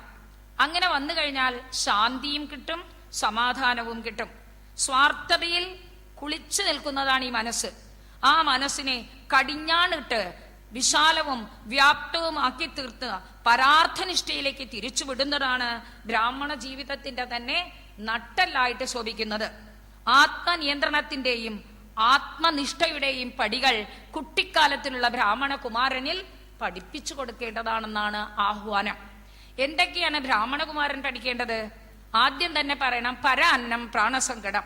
മറ്റുള്ളവരെന്തെങ്കിലും തന്നോട്ടെ, അതുകൊണ്ട് ഞാൻ എന്റെ ജീവിതം കുശാലായിട്ട് കഴിച്ചുകൂട്ടാം എന്നുണ്ടെങ്കിൽ ആ ചിന്ത ഉപേക്ഷിക്കണം. അന്യന്റെ മുമ്പില് വിനയത്തോടെ തലകുനിക്കാം, ദീനതയോടെ ഒരിക്കലും തലകുനിക്കരുത്. സത്യത്തിനെ ഒരിക്കലും വിട്ടുകളയരുത്. ധർമ്മമൂലം ഹി ജഗത്, ധർമ്മമാണ് എല്ലാത്തിന്റെയും മൂലം. പ്രാണൻ വെടിഞ്ഞാലും ധർമ്മം വിട്ടുകളിക്കരുത്. ഇഹ പരസുഖങ്ങളെല്ലാം ധർമ്മത്തെ ആശ്രയിക്കുന്നു. ധർമ്മം ആരുടെയും കീഴിലല്ല, നാം എല്ലാം ധർമ്മത്തിന് അധീനരാണ്. ഈ ധർമ്മം വ്യക്തിയുടെ വാക്കിലും പ്രവൃത്തിയിലും എല്ലാത്തിലും ഉണ്ടാകണം. ധർമ്മസമർപ്പിതമായി വേണം കുടുംബം. അങ്ങനെ ഇതെല്ലാമാണ് ബ്രാഹ്മണകുമാരനുള്ളതായ ആഹ്വാനം, ആദർശം, അല്ലെങ്കിൽ ബ്രാഹ്മണകുമാരൻ അനുവർത്തിക്കേണ്ടതായ ധർമ്മം. അങ്ങനെ വരുമ്പോൾ എല്ലാ വർണ്ണങ്ങളും ധർമ്മ പ്രതിബദ്ധതയ്ക്ക് കീഴിൽ കൊണ്ടുവരാനും ഈ ബ്രാഹ്മണന് സാധിക്കണം. ബ്രാഹ്മണന് 9 ഗുണങ്ങളെ കുറിച്ച് പറയാണ്. മോളിൽ പറഞ്ഞ ഗുണങ്ങൾ തന്നെ, എന്നാൽ ഒന്നുകൂടി ആവർത്തിക്കുകയാണ്. ശമം വേണം, ദമം വേണം, തപസ് വേണം, ശൗചം വേണം, ക്ഷമ വേണം, ആർജവം വേണം, ജ്ഞാനം, വിജ്ഞാനം, ഈശ്വര വിശ്വാസം. ഈ 9 ഗുണമുള്ളവൻ മാത്രമേ ബ്രാഹ്മണനാകാൻ സാധിക്കൂ. ഈശ്വരനെ ഉദ്ദേശിച്ച് ചെയ്യുന്നതൊക്കെ യജ്ഞവും യാഗവുമാകാം. വേദാദികൾ മുറ പോലെ അധ്യയനം ചെയ്തു വരുന്നതും ഒഴിച്ചുകൂടാൻ പറ്റാത്തതാണ്. രക്തബന്ധത്തിൽപ്പെടാത്ത ആർക്കും എന്തെങ്കിലും നൽകുന്നത് ദാനം എന്നതിലും പെടും. ഏതായാലും നല്ല ബ്രാഹ്മണന്റെ ചരിത്രമൊക്കെ നമ്മുടെ പുരാണങ്ങൾ ധാരാളം കാണിച്ചു തന്നിട്ടുണ്ട്. ചക്രവർത്തിയായ ആ ദശരഥ മഹാരാജാവിന്റെ പുരോഹിതനായിരുന്ന വസിഷ്ഠൻ, അദ്ദേഹത്തിന്റെ പത്നിയായ അരുന്ധതി, അതുപോലെ തന്നെ ആ ബ്രാഹ്മണ തേജസ്സിന്റെ മുമ്പിൽ ക്ഷത്രിയ തേജസ് അടിയറവ് പറയുമെന്ന് വിശ്വാമിത്രന്റെയും വസിഷ്ഠന്റെയും കഥ പറഞ്ഞു തന്നിട്ടുണ്ട്. വിശ്വാമിത്രൻ തന്റെ ക്ഷത്രിയ ബലം കൊണ്ട് വസിഷ്ഠനെ ജയിക്കാൻ പുറപ്പെട്ടപ്പോൾ വസിഷ്ഠൻ തന്റെ ബ്രഹ്മദണ്ഡ ഇവിടെ കുത്തിയിട്ടു. അതോടുകൂടി വിശ്വാമിത്രന് ഒന്നും ചെയ്യാൻ കഴിഞ്ഞില്ല എന്നാണ്. ആ ബ്രാഹ്മണ തേജസ്സിന് അത്രയും ശക്തിയും വീര്യവും ഉണ്ടെന്ന് മനസ്സിലാക്കി ആ ഉൾബലം കിട്ടാൻ വേണ്ടി ഓരോ ബ്രാഹ്മണനും പ്രവർത്തിക്കണം എന്ന് പറഞ്ഞു. ക്ഷത്രിയർ എന്ന് പറഞ്ഞാൽ ജനങ്ങളെ ആപത്തിൽ നിന്നും രക്ഷിക്കുന്നവരാണ്. പ്രകൃതിക്ഷോഭം വരും, പകർച്ചവ്യാധി വരും, അരാജകത്വം എന്നിവ വരുമ്പോൾ പ്രജാപാലകൻ ജനങ്ങളിൽ നിന്നും നികുതി പിരിച്ച് അവർക്ക് വേണ്ടതൊക്കെ ചെയ്യണം. ശൗര്യം, തേജസ്, ധൃതി, ജാഗ്രത, യുദ്ധത്തിൽ പേടിച്ചോടാത്ത സ്വഭാവം, ദാനപ്രഭുത്വം ഇവയെല്ലാം സ്വാഭാവികമായ ക്ഷത്രിയ ധർമ്മമാണ്. സൂര്യൻ ആരെയും കൂട്ടുകൂടിയിട്ടാണോ പ്രകാശിക്കുന്നത്? സ്വയം രാവിലെ എഴുന്നേറ്റാല് സൂര്യഭഗവാൻ അങ്ങടെ യാത്രയായി അല്ലേ? അതുപോലെ തന്നെ സിംഹത്തിനെ കണ്ടിട്ടുണ്ടോ? മൃഗരാജാവാണ് സിംഹം. വേട്ടയാടാൻ പുറപ്പെടും. എപ്പോഴെങ്കിലും സിംഹം വിചാരിച്ചിട്ടുണ്ടോ ഏകോഹം അസഹായോഹം കൃശോഹമപരിച്ഛദഃ സ്വപ്നേപ്യേവം വിധാ ചിന്ത മൃഗേന്ദ്രസ്യ ന ജായതേ. ഞാൻ ഒറ്റയ്ക്കാണല്ലോ, ഞാൻ ചടച്ചതാണല്ലോ, എനിക്കാരും കൂട്ടില്ലല്ലോ, എന്റെ കൂടെ സേനയില്ലല്ലോ എന്ന് എന്തെങ്കിലും വിചാരിച്ചിട്ടുണ്ടോ സിംഹം? അതുപോലെ തന്റെ സ്വതസിദ്ധമായ ബലം കൊണ്ട് ആ ശൂരതയാണ് ഒന്നാമത്തെ ഗുണം. സൂര്യൻ എന്ത് ചെയ്യുന്നു? തന്റെ സൂര്യപ്രകാശം കൊണ്ട് കോടാനുകോടി നക്ഷത്രങ്ങളെ ആദർശനീയമാക്കുന്നുണ്ട്. എന്നാൽ ഈ താരങ്ങളും താരപ്രഭുവായ ചന്ദ്രനും കൂടി കഴിഞ്ഞാൽ ഈ സൂര്യനെ അഗോചരമാക്കാൻ സാധിക്കുമോ? അതില്ല. അതായത് എന്ത് വിഷമസന്നിധിയിലും അധൈര്യത്തിന് ഇടം കൊടുക്കാതെ പ്രവർത്തിക്കേണ്ടവനാണ് ക്ഷത്രിയൻ. ആകാശം തന്നെ തന്റെ മേൽ ഇടിഞ്ഞു വീണാലും ശരി, ബുദ്ധിയുടെ കണ്ണായ മനസ്സ് അടയാതിരിക്കുന്നതാണ് ധൃതി എന്നുള്ള സ്വഭാവം. തടാകത്തിൽ ജലം എത്ര വേണമെങ്കിൽ ഉയർന്നോട്ടെ, താമര അതിൽ മുങ്ങിപ്പോകാറുണ്ടോ? താമര എന്ത് ചെയ്യും? അതിനേക്കാളും ഉയർന്നു നിൽക്കും. അതുപോലെ തന്നെ എത്ര ക്ലിഷ്ടതയിലും അവസ്ഥയെയും ബുദ്ധി സാമർഥ്യം കൊണ്ട് തരണം ചെയ്ത് വിജയപഥത്തിൽ അതിന്റെ പാത വെട്ടിത്തുറക്കുകയും ചെയ്യുന്ന ദക്ഷത ക്ഷത്രിയനുണ്ട്. പുറംതിരിഞ്ഞോടാതെ യുദ്ധത്തിന് തയ്യാറാകണം. അതിന് നമുക്ക് പ്രകൃതി സൂര്യകാന്തി പൂവിനെ കാണിച്ചു തന്നിട്ടുണ്ട്. സൂര്യകാന്തി എന്ന് വെച്ചാൽ എപ്പോഴും സൂര്യന് അഭിമുഖമായിട്ടേ നിൽക്കുള്ളൂ അല്ലെ? ആദ്യം വിടരുമ്പോ എങ്ങനെ, പിന്നെ നെടുക്ക് നിൽക്കും, അസ്തമിക്കുമ്പോ അങ്ങോട്ട് മുഖം തിരിക്കും. എന്നാലും തന്റെ പുറഭാഗം സൂര്യന് കാണിച്ചു കൊടുക്കില്ലത്രേ. അതുപോലെ തന്നെ ആകണമത്രേ ക്ഷത്രിയ തേജസ് എന്ന് പറയുകയാണ്. വൃക്ഷം എന്ത് ചെയ്യുന്നു? തന്റെ കായും പൂവും ഫലങ്ങളും ചുരുക്കം തന്റെ തൊലിയും തന്റെ കമ്പും തടിയും എല്ലാം തന്നെ മറ്റുള്ളവർക്ക് അത് ആരാഗ്രഹിക്കുന്നുവോ അവർക്ക് കൊടുക്കുന്നു. ഇതുപോലെ തന്നെ ക്ഷത്രിയൻ ദാനപ്രഭുവായിരിക്കണമത്രേ. പ്രജകൾക്ക് ഒരു കുറവും വരാതെ സംരക്ഷിച്ച് അവരുടെ പ്രീതി ആർജിച്ചുകൊണ്ട് അവരുടെ സേവനം നേടുന്നതാണ് ഈശ്വരഭാവം.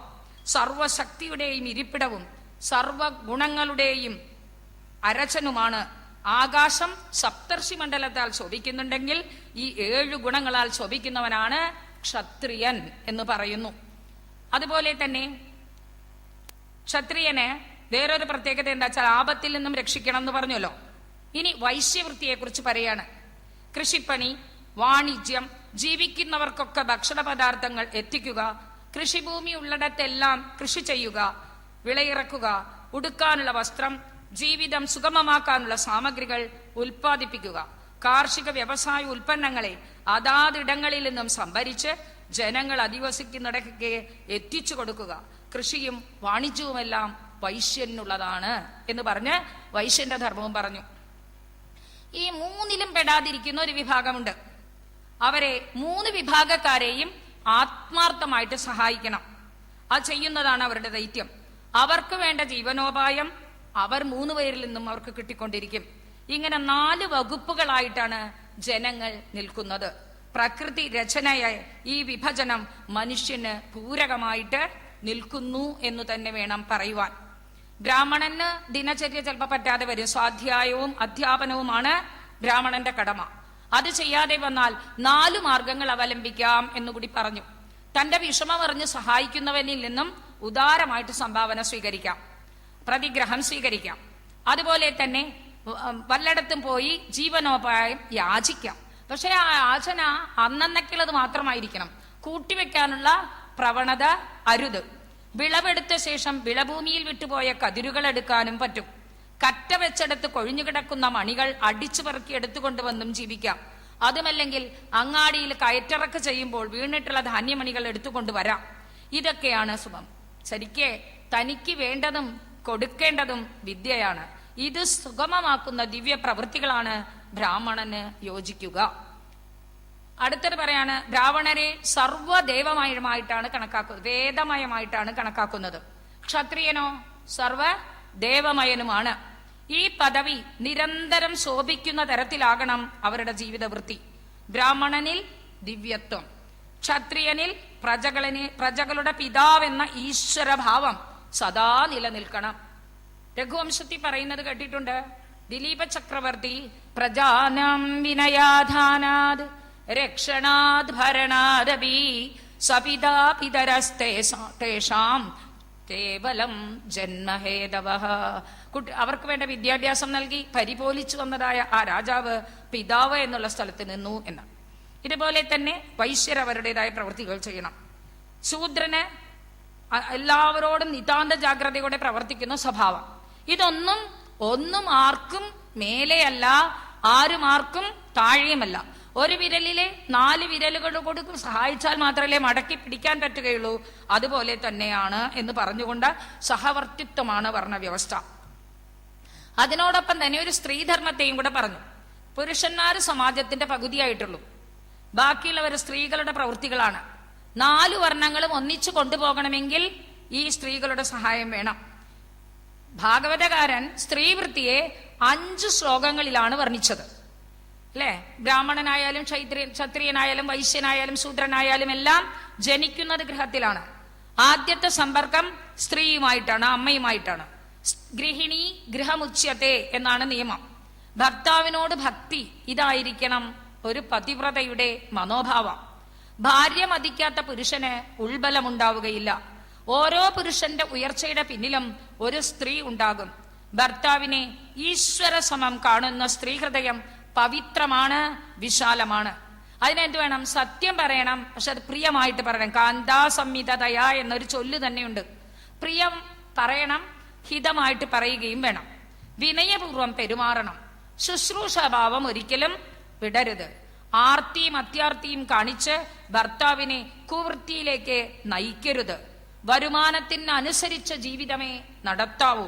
വീടും പരിസരവും ശുചിയായി സൂക്ഷിക്കണം. സൗമ്യതയായിരിക്കണം ഭൂഷണം. പാതിവ്രത്യവും ശുശ്രൂഷവും ഭാര്യയിൽ നിന്ന് അഭിലഷിക്കുന്ന പുരുഷന്മാരും അതുപോലെ ആയിരിക്കണം. വീടും വീട്ടുബന്ധങ്ങളും ഭദ്രമായാൽ മാത്രമേ ശരിയാവുകയുള്ളൂ. ഇതിഹാസങ്ങളാകട്ടെ പുരാണങ്ങളാകട്ടെ ഇതൊക്കെ രചിച്ചതും സ്ത്രീകൾക്ക് വേണ്ടിയാണ്. അവരുടെ ആധ്യാത്മികവും ഭൗതികവുമായ ഉന്നമനത്തിനു വേണ്ടിയാണ്. മഹാപാതകങ്ങളൊന്നും ചെയ്യാത്ത ഭർത്താവിനോട് മാത്രമേ ഈ മനോഭാവം വെച്ചു പുലർത്തണ്ടു എന്നും കൂടി പറയുന്നുണ്ട്. അതായത് പതിതു അപതിതം ഭജേത് എന്നാണ്. അപതിതനായിരിക്കണം ഭർത്താവ്. ഒരു തരത്തിലും അവൻ താഴ്ന്നവനായി തീരരുത്. ഈ ആദരവും സ്വാതന്ത്ര്യവും നൽകുകയാണ് ഈ ഭാഗവതകാരൻ ഈ വരികളിലൂടെ ചെയ്യുന്നത്. ഭാരതീയ സംസ്കാരം അത് തന്നെ. എത്ര നാര്യസ്തു പൂജ്യന്തേ രമന്തേ തത്ര ദേവതാഹ. സ്ത്രീ പത്നിയാണ്, പുത്രിയാണ്, നല്ലൊരു സഹോദരിയാണ്, അതിനോടൊപ്പം തന്നെ നല്ലൊരു അമ്മയാണ്. അർദ്ധനാരീശ്വര സങ്കല്പം ഭാരതത്തിൽ മാത്രമുള്ളതാണ്. പക്ഷെ ഇന്നത് ജനങ്ങൾ തെറ്റിദ്ധരിച്ചുകൊണ്ട് സ്ത്രീകൾ മുഴുവൻ സ്വാതന്ത്ര്യം എന്ന് പറഞ്ഞ് ജീവിതത്തെ പാഴാക്കിക്കൊണ്ടിരിക്കുകയാണ്. അവർക്കും കൂടി ഒരു പ്രചോദനമാണ് ഈ സ്ത്രീ സമ്പ്രദായത്തെ കുറിച്ച് പറയുന്നത്. അതിന്റെ കൂട്ടത്തിൽ തന്നെ സങ്കരജാതികളുടെ വൃത്തികളും പറയുന്നു. പ്രതിലോമജർ എന്നും അനുലോമജർ എന്നും 2 വിധത്തിലാണ് അത്രേ സങ്കരജാതികൾ. ഉയർന്ന ജാതി സ്ത്രീയിൽ താണജാതിയിൽ നിന്നും ജനിക്കുന്ന സന്താനങ്ങൾ പ്രതിലോമജന്മാർ അത്രേ. അതേപോലെ തന്നെ ക്ഷത്രിയനിൽ നിന്ന് ബ്രാഹ്മണ സ്ത്രീയിൽ ജനിക്കുന്ന സന്താനം പ്രതിലോമജൻ. ഇതുപോലെ പ്രതിലോമജന്മാരുണ്ട്. ഉയർന്ന ജാതി പുരുഷനിൽ നിന്നും താണജാതിയിൽ ജനിക്കുന്നവർ അനുലോമജന്മാർ എന്ന് പറയപ്പെടുന്നു. ഇങ്ങനെ പ്രതിലോമജനായാലും അന്ത്യജന്മാരെന്നും ഈ പ്രതിലോമജന്മാർക്ക് അന്ത്യജൻ എന്നും അന്ത്യവാസായി എന്നും പേരുണ്ട്. എന്തായാലും എല്ലാവർക്കും അവനവന്റേതായ കർമ്മങ്ങൾ അനുഷ്ഠിക്കാനായിട്ട് പറഞ്ഞുകൊണ്ട് പറയാണ്, എന്ത് കാര്യമായാലും സ്വഭാവവിഹിതമായ കർമ്മങ്ങള് അനുഷ്ഠിച്ചുകൊണ്ട് കർമ്മവിമുക്തനായി തീരാൻ സാധിക്കും എന്ന് ഉറപ്പിച്ചു പറയാണ്. വീണ്ടും വീണ്ടും വിളവെടുക്കുന്ന ഭൂമിയില് പിന്നെ വിത്ത് വിതച്ചാൽ വിത്തും കൂടി നഷ്ടപ്പെടും. അതുപോലെ തന്നെ കുറച്ചായി നെയ്യൊഴിക്കുന്ന അഗ്നി ആളിക്കത്തും. ഒരു കുടം നെയ്യൊഴിച്ചാല് ആ അഗ്നിയും അണഞ്ഞു പോകും. അതുപോലെ തന്നെ ദീർഘകാല വിഷയം കൊണ്ട് മനസ്സില് വിരക്തി ഉണ്ടാവുകയും അങ്ങനെ കർമ്മപരികാവം വന്ന് നൈഷ്കർമ്മ്യം നേടാനുള്ള തുല്യത നമുക്ക് കൈവരും എന്ന് പറഞ്ഞുകൊണ്ട് ഭാഗവതം വർണ്ണവിഹിത കർമ്മ നിർവചനം സമാപിപ്പിക്കുകയാണ്. പക്ഷെ ഒരു കാര്യം നമുക്ക് പ്രത്യേകം എടുത്തു പറയാനുണ്ട്. ജന്മം കൊണ്ട് മാത്രം ഒരുവൻ ബ്രാഹ്മണനാകുന്നില്ല. കർമ്മം കൊണ്ടാണ് ബ്രാഹ്മണാദി ലക്ഷണങ്ങൾ. ആരിൽ ഏതേത് ലക്ഷണങ്ങൾ കണ്ടാലും അവൻ അതാത് വർണ്ണത്തിൽപ്പെട്ടവനാണെന്ന് ധരിച്ചു കൊള്ളണം. ബ്രാഹ്മണ വംശത്തിൽ ജനിച്ച 4 കുട്ടികള് 4 തരമാകാറുണ്ടല്ലോ. നമുക്ക് ഭാഗവതത്തിൽ തന്നെ എടുക്കാം. ഋഷഭയോഗീശ്വരന് 100 പുത്രന്മാരുണ്ടായി. 81 പുത്രന്മാർ ബ്രാഹ്മണരായി മാറി എന്ന്. 9 പേര് രാജ്യപരിപാലനത്തിൽ പോയി, 9 പേര് യോഗിവര്യന്മാരായി തീർന്നു എന്നൊക്കെ. അപ്പൊ ചുരുക്കത്തില് ആരാണോ ശൂദ്ര ബ്രാഹ്മണൻ ഉണ്ടാകാം, ശൂദ്ര വൈശ്യനുണ്ടാകാം, ശൂദ്ര ക്ഷത്രിയനുണ്ടാകാം, ശൂദ്രനും ഉണ്ടാകാം. ദേഹം കൊണ്ടും ജന്മം കൊണ്ടുമുള്ള വർണ്ണമാണ് പെട്ടെന്ന് നമ്മുടെ കണ്ണിൽ പെടുക. പക്ഷേ ആരിൽ ഏതു വർണ്ണലക്ഷണങ്ങൾ കാണുവോ ആ ആളെ ആ വർണ്ണക്കാരനായി പരിഗണിക്കാമെന്ന് വേദവ്യാസൻ പറയുന്നു. ഈ തത്വം ആദ്യമേ ഭാരതത്തിൽ പ്രചാരത്തിലുണ്ടായിരുന്നു അല്ലെ. രാമായണമാണ് വാൽമീകി മഹർഷി എഴുതിയതായ ചതുർവിധ പുരുഷാർത്ഥങ്ങളെ പ്രതിപാദിക്കുന്ന ഇതിഹാസങ്ങളില് ധർമാചരണത്തിന് പ്രാധാന്യം നൽകിയ രാമായണം. രാമായണത്തിൽ എന്താ പറയുന്നത്? രാമോ വിഗ്രഹവാൻ ധർമ്മ. ഇത് പറഞ്ഞതാരാണ്? വേടനായിരുന്ന വാൽമീകി. അതുപോലെ തന്നെ 5ാം വേദം എന്ന് പറയപ്പെടുന്ന മഹാഭാരതം, അതിലോ ആ സങ്കീർണവും സമഗ്രവുമായ പ്രായോഗിക ധർമ്മശാസ്ത്രമായ ഉപനിഷത്ത് വ്യാഖ്യാനമായ ഭഗവത്ഗീത, ഇതെല്ലാം രചിച്ചത് മുക്കുവപുത്രനായ വേദവ്യാസനാണ്.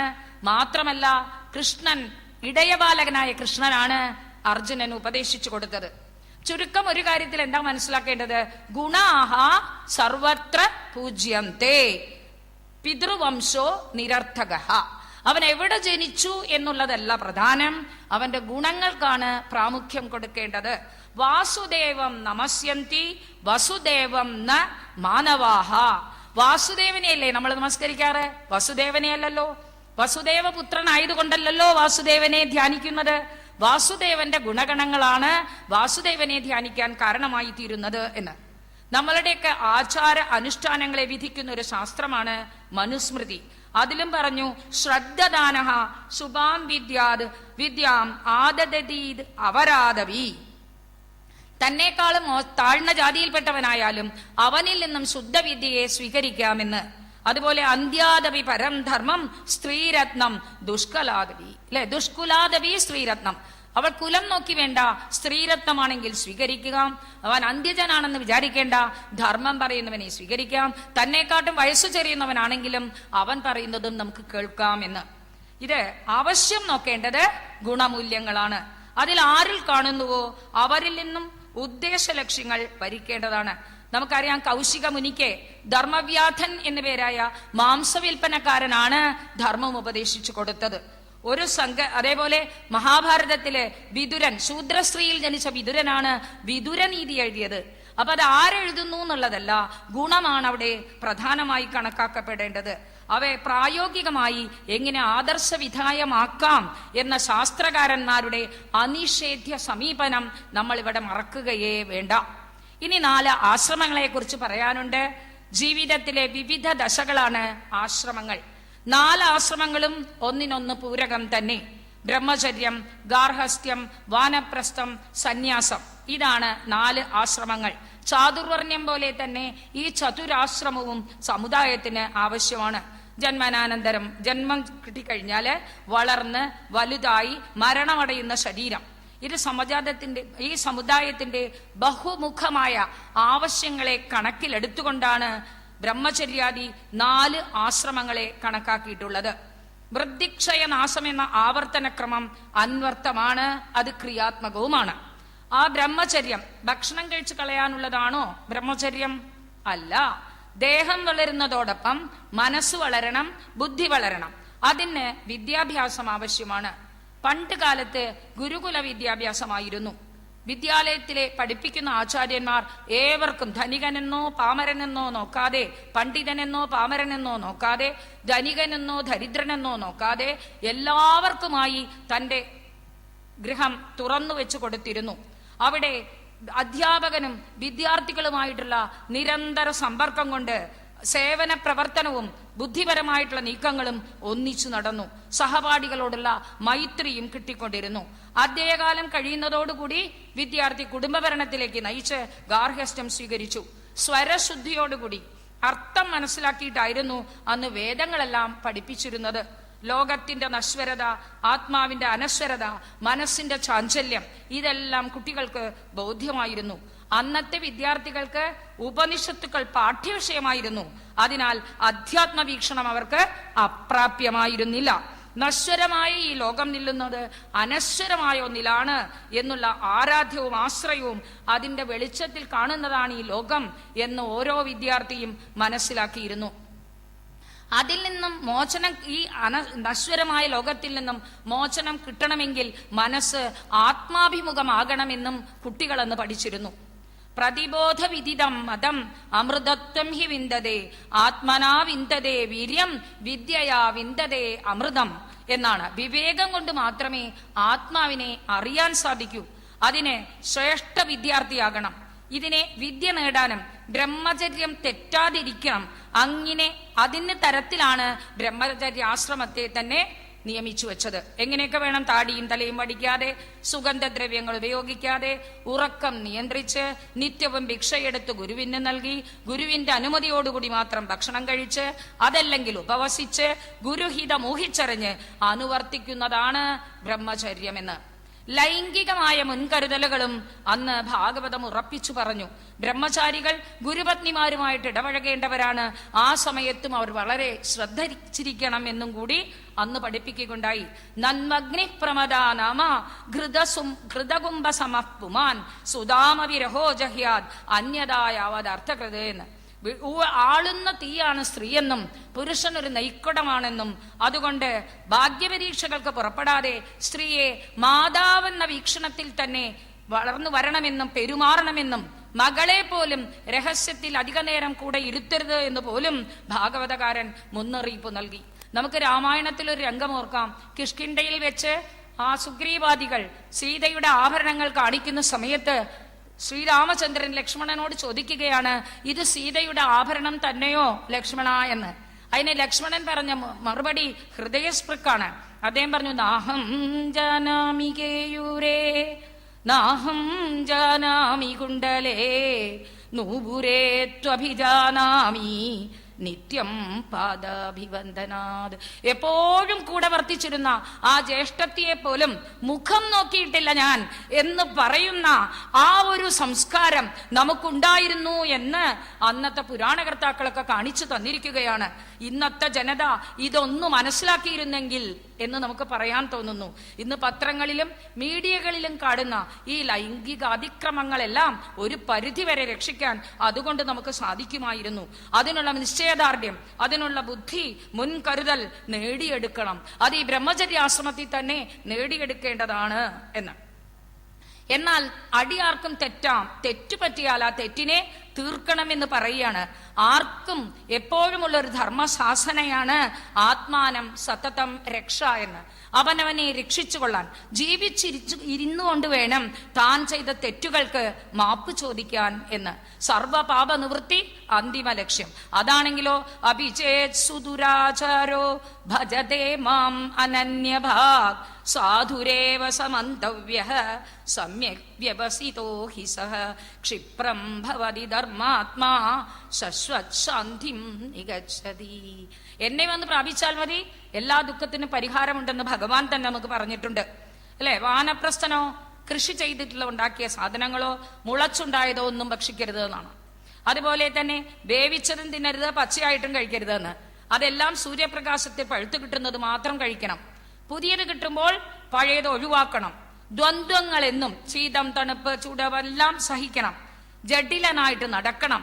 മമതാബോധം വിടണം. ഇന്ദ്രിയങ്ങളെയും അതാതിന്റെ ഹേതുക്കളിൽ ലയിപ്പിച്ച് ജീവനെ ചിന്മാത്രനായി ധ്യാനിച്ച് പൂർണ്ണ വിരാമം നടണം. ദൗർഭാഗ്യമെന്നും സൗഭാഗ്യമെന്നും തോന്നുന്നൊക്കെ മനസ്സിന്റെ വികാരങ്ങളാണ്. ധനവാനും ആയിരുന്നാലും ഇതെല്ലാം വിട്ടുപോകാൻ തയ്യാറാവണം. നമുക്കറിയാം, പൃഥു ചക്രവർത്തി എല്ലാം സമൃദ്ധമായ രാജകോശത്തെയും രാജാവാണെന്ന് എല്ലാവരാലും വാഴ്ത്തപ്പെടുന്ന അതിനെല്ലാം വിട്ട് അവസാനം വാനപ്രസ്ഥത്തിലേക്ക് പോയ കഥ. സർവം ഈശ്വരമയം എന്ന തോന്നൽ നമ്മുടെ ഉള്ളിലാണ് വരേണ്ടത്. ദൃശ്യത്തെ കാണുന്നത് മുഴുവൻ ഉണർവാണ്. ഉണർന്നാലല്ലേ ദൃശ്യം പ്രകടമാകൂ എന്നുള്ളതാണ് കാര്യം. ഇനി പറയാണ്, അടുത്തൊരു പ്രഹ്ലാദമുനി സംവാദത്തിലൂടെ വൈരാഗ്യത്തിന്റെ പരമകാഷ്ഠയെ, സന്യാസവൃത്തിയെയും നിഷ്ഠയെയും പ്രതിപാദിക്കുകയാണ് വേദവ്യാസൻ. അതിൽ പറയാണ്, എന്താണ് സന്യാസവൃത്തിയും എല്ലാം ആത്മാവായും പലതെന്ന് തോന്നുന്ന നിഴൽപ്പകിട്ടാണെന്നും ഭൗതിക സുഖം കൊണ്ട് ഒരിക്കലും തൃപ്തി വരുന്നില്ലെന്നും ഒരു സന്യാസിവര്യൻ മനസ്സിലാക്കുന്നു. ചെറുപ്പത്തിലെ തന്നെ ഹരിഭക്തി ഉണ്ടായിരുന്ന പ്രഹ്ലാദനാണ് അജകരവൃത്തിയുള്ളതായ ആ മുനിയോട് എല്ലാം ചോദിച്ചു മനസ്സിലാക്കുന്നത്. അത സാധന നിർമുക്ത സിദ്ധോ ഭവതി യോഗിരാടും. എല്ലാത്തിൽ നിന്നും നിർമുക്തനായി തീരുമ്പോഴാണ് ഒരു സിദ്ധനായി തീരുന്നത് യോഗി. അതുപോലെ തത്സ്വരൂപം ച ഏകസ്യ വിഷയോ മനസോ ഗിരാം. ആ വ്യക്തിത്വ മഹിമയാണ് വരേണ്ടത് എന്ന് പറയാണ്. എന്തു ചെയ്താലും ശരി, ആ സന്യാസിവര്യന്മാരുടെ ഉൾക്കരുത്ത് നമുക്കാർക്കും മനസ്സിലാക്കാൻ സാധിക്കുകയില്ല തന്നെ. അവർ ജനനന്മയ്ക്ക് വേണ്ടി മാത്രം പ്രവർത്തിക്കുന്നവരാകുന്നു. ഇനി അതിനുശേഷം ഗൃഹസ്ഥന് ഗൃഹമാണ് സർവസ്വം എന്ന് വിചാരിച്ചു പോകരുത് എന്ന് പറയാണ്. ഗൃഹത്തിൽ ജനിച്ച ശിശു തന്നെയാണ് വളർന്നു വലുതായി വാനപ്രസ്ഥത്തിലേക്കും സന്യാസത്തിലേക്കും പോകുന്നത്. ആ ഗൃഹസ്ഥാശ്രമത്തിലുള്ള അമിത സംഘം, അതുമൂലമുള്ളതായ സംഘർഷം, അതുകൊണ്ടുണ്ടാകുന്നതായ ദുഃഖപ്പാട്, ഇതെല്ലാം വാനപ്രസ്ഥ സന്യാസ ആശ്രമത്തെ അവലംബിച്ച് ചിന്തിക്കുമ്പോഴാണ് ഇല്ലാതായി തീരുക. അറിവാണ് മനുഷ്യജീവിതത്തിലെ മുതൽക്കൂട്ട് എന്നും കൂടി പറയുന്നു. ഇനി നമ്മൾ എന്ത് ചെയ്യണം? സന്യാസിമാരോട് ആഭിമുഖ്യം കാണിക്കണം. സന്യാസാശ്രമങ്ങളിലും അവരുടെ ലോകഹിതമായ പ്രവർത്തനങ്ങളിലും പറ്റുന്ന തരത്തിൽ പങ്കാളികളാകണം. ജനങ്ങളിൽ ശരിയായ ധാർമ്മിക ബോധം അത് ഒറ്റയ്ക്കൊറ്റയ്ക്കും കൂട്ടായും വളർത്താൻ അനവരതം ശ്രമിക്കണം. സമാജത്തിൽ ധർമ്മത്തിന്റെ സമ്പുഷ്ടി വരുത്തുവാനായിട്ട് നമ്മളെല്ലാവരും പ്രവർത്തിക്കണം. ബ്രഹ്മചാരികളെയും സന്യാസിമാരെയും നിലനിർത്തുന്നത് തന്നെ ഗൃഹസ്ഥന്മാരാണ്. ഏറ്റവും നല്ല ആശ്രമവും ഗൃഹസ്ഥാശ്രമം തന്നെ. ഗൃഹസ്ഥാശ്രമത്തിൽ ഇരിക്കുമ്പോൾ എല്ലാ ആഗ്രഹങ്ങളും നേടാൻ സാധിക്കും. പക്ഷെ ആ ആഗ്രഹങ്ങൾ ധർമ്മബോധത്തോടെ ആയിരിക്കണം, ആവശ്യത്തിന് മാത്രമായിരിക്കണം എന്ന് നിർബന്ധിക്കുന്നു.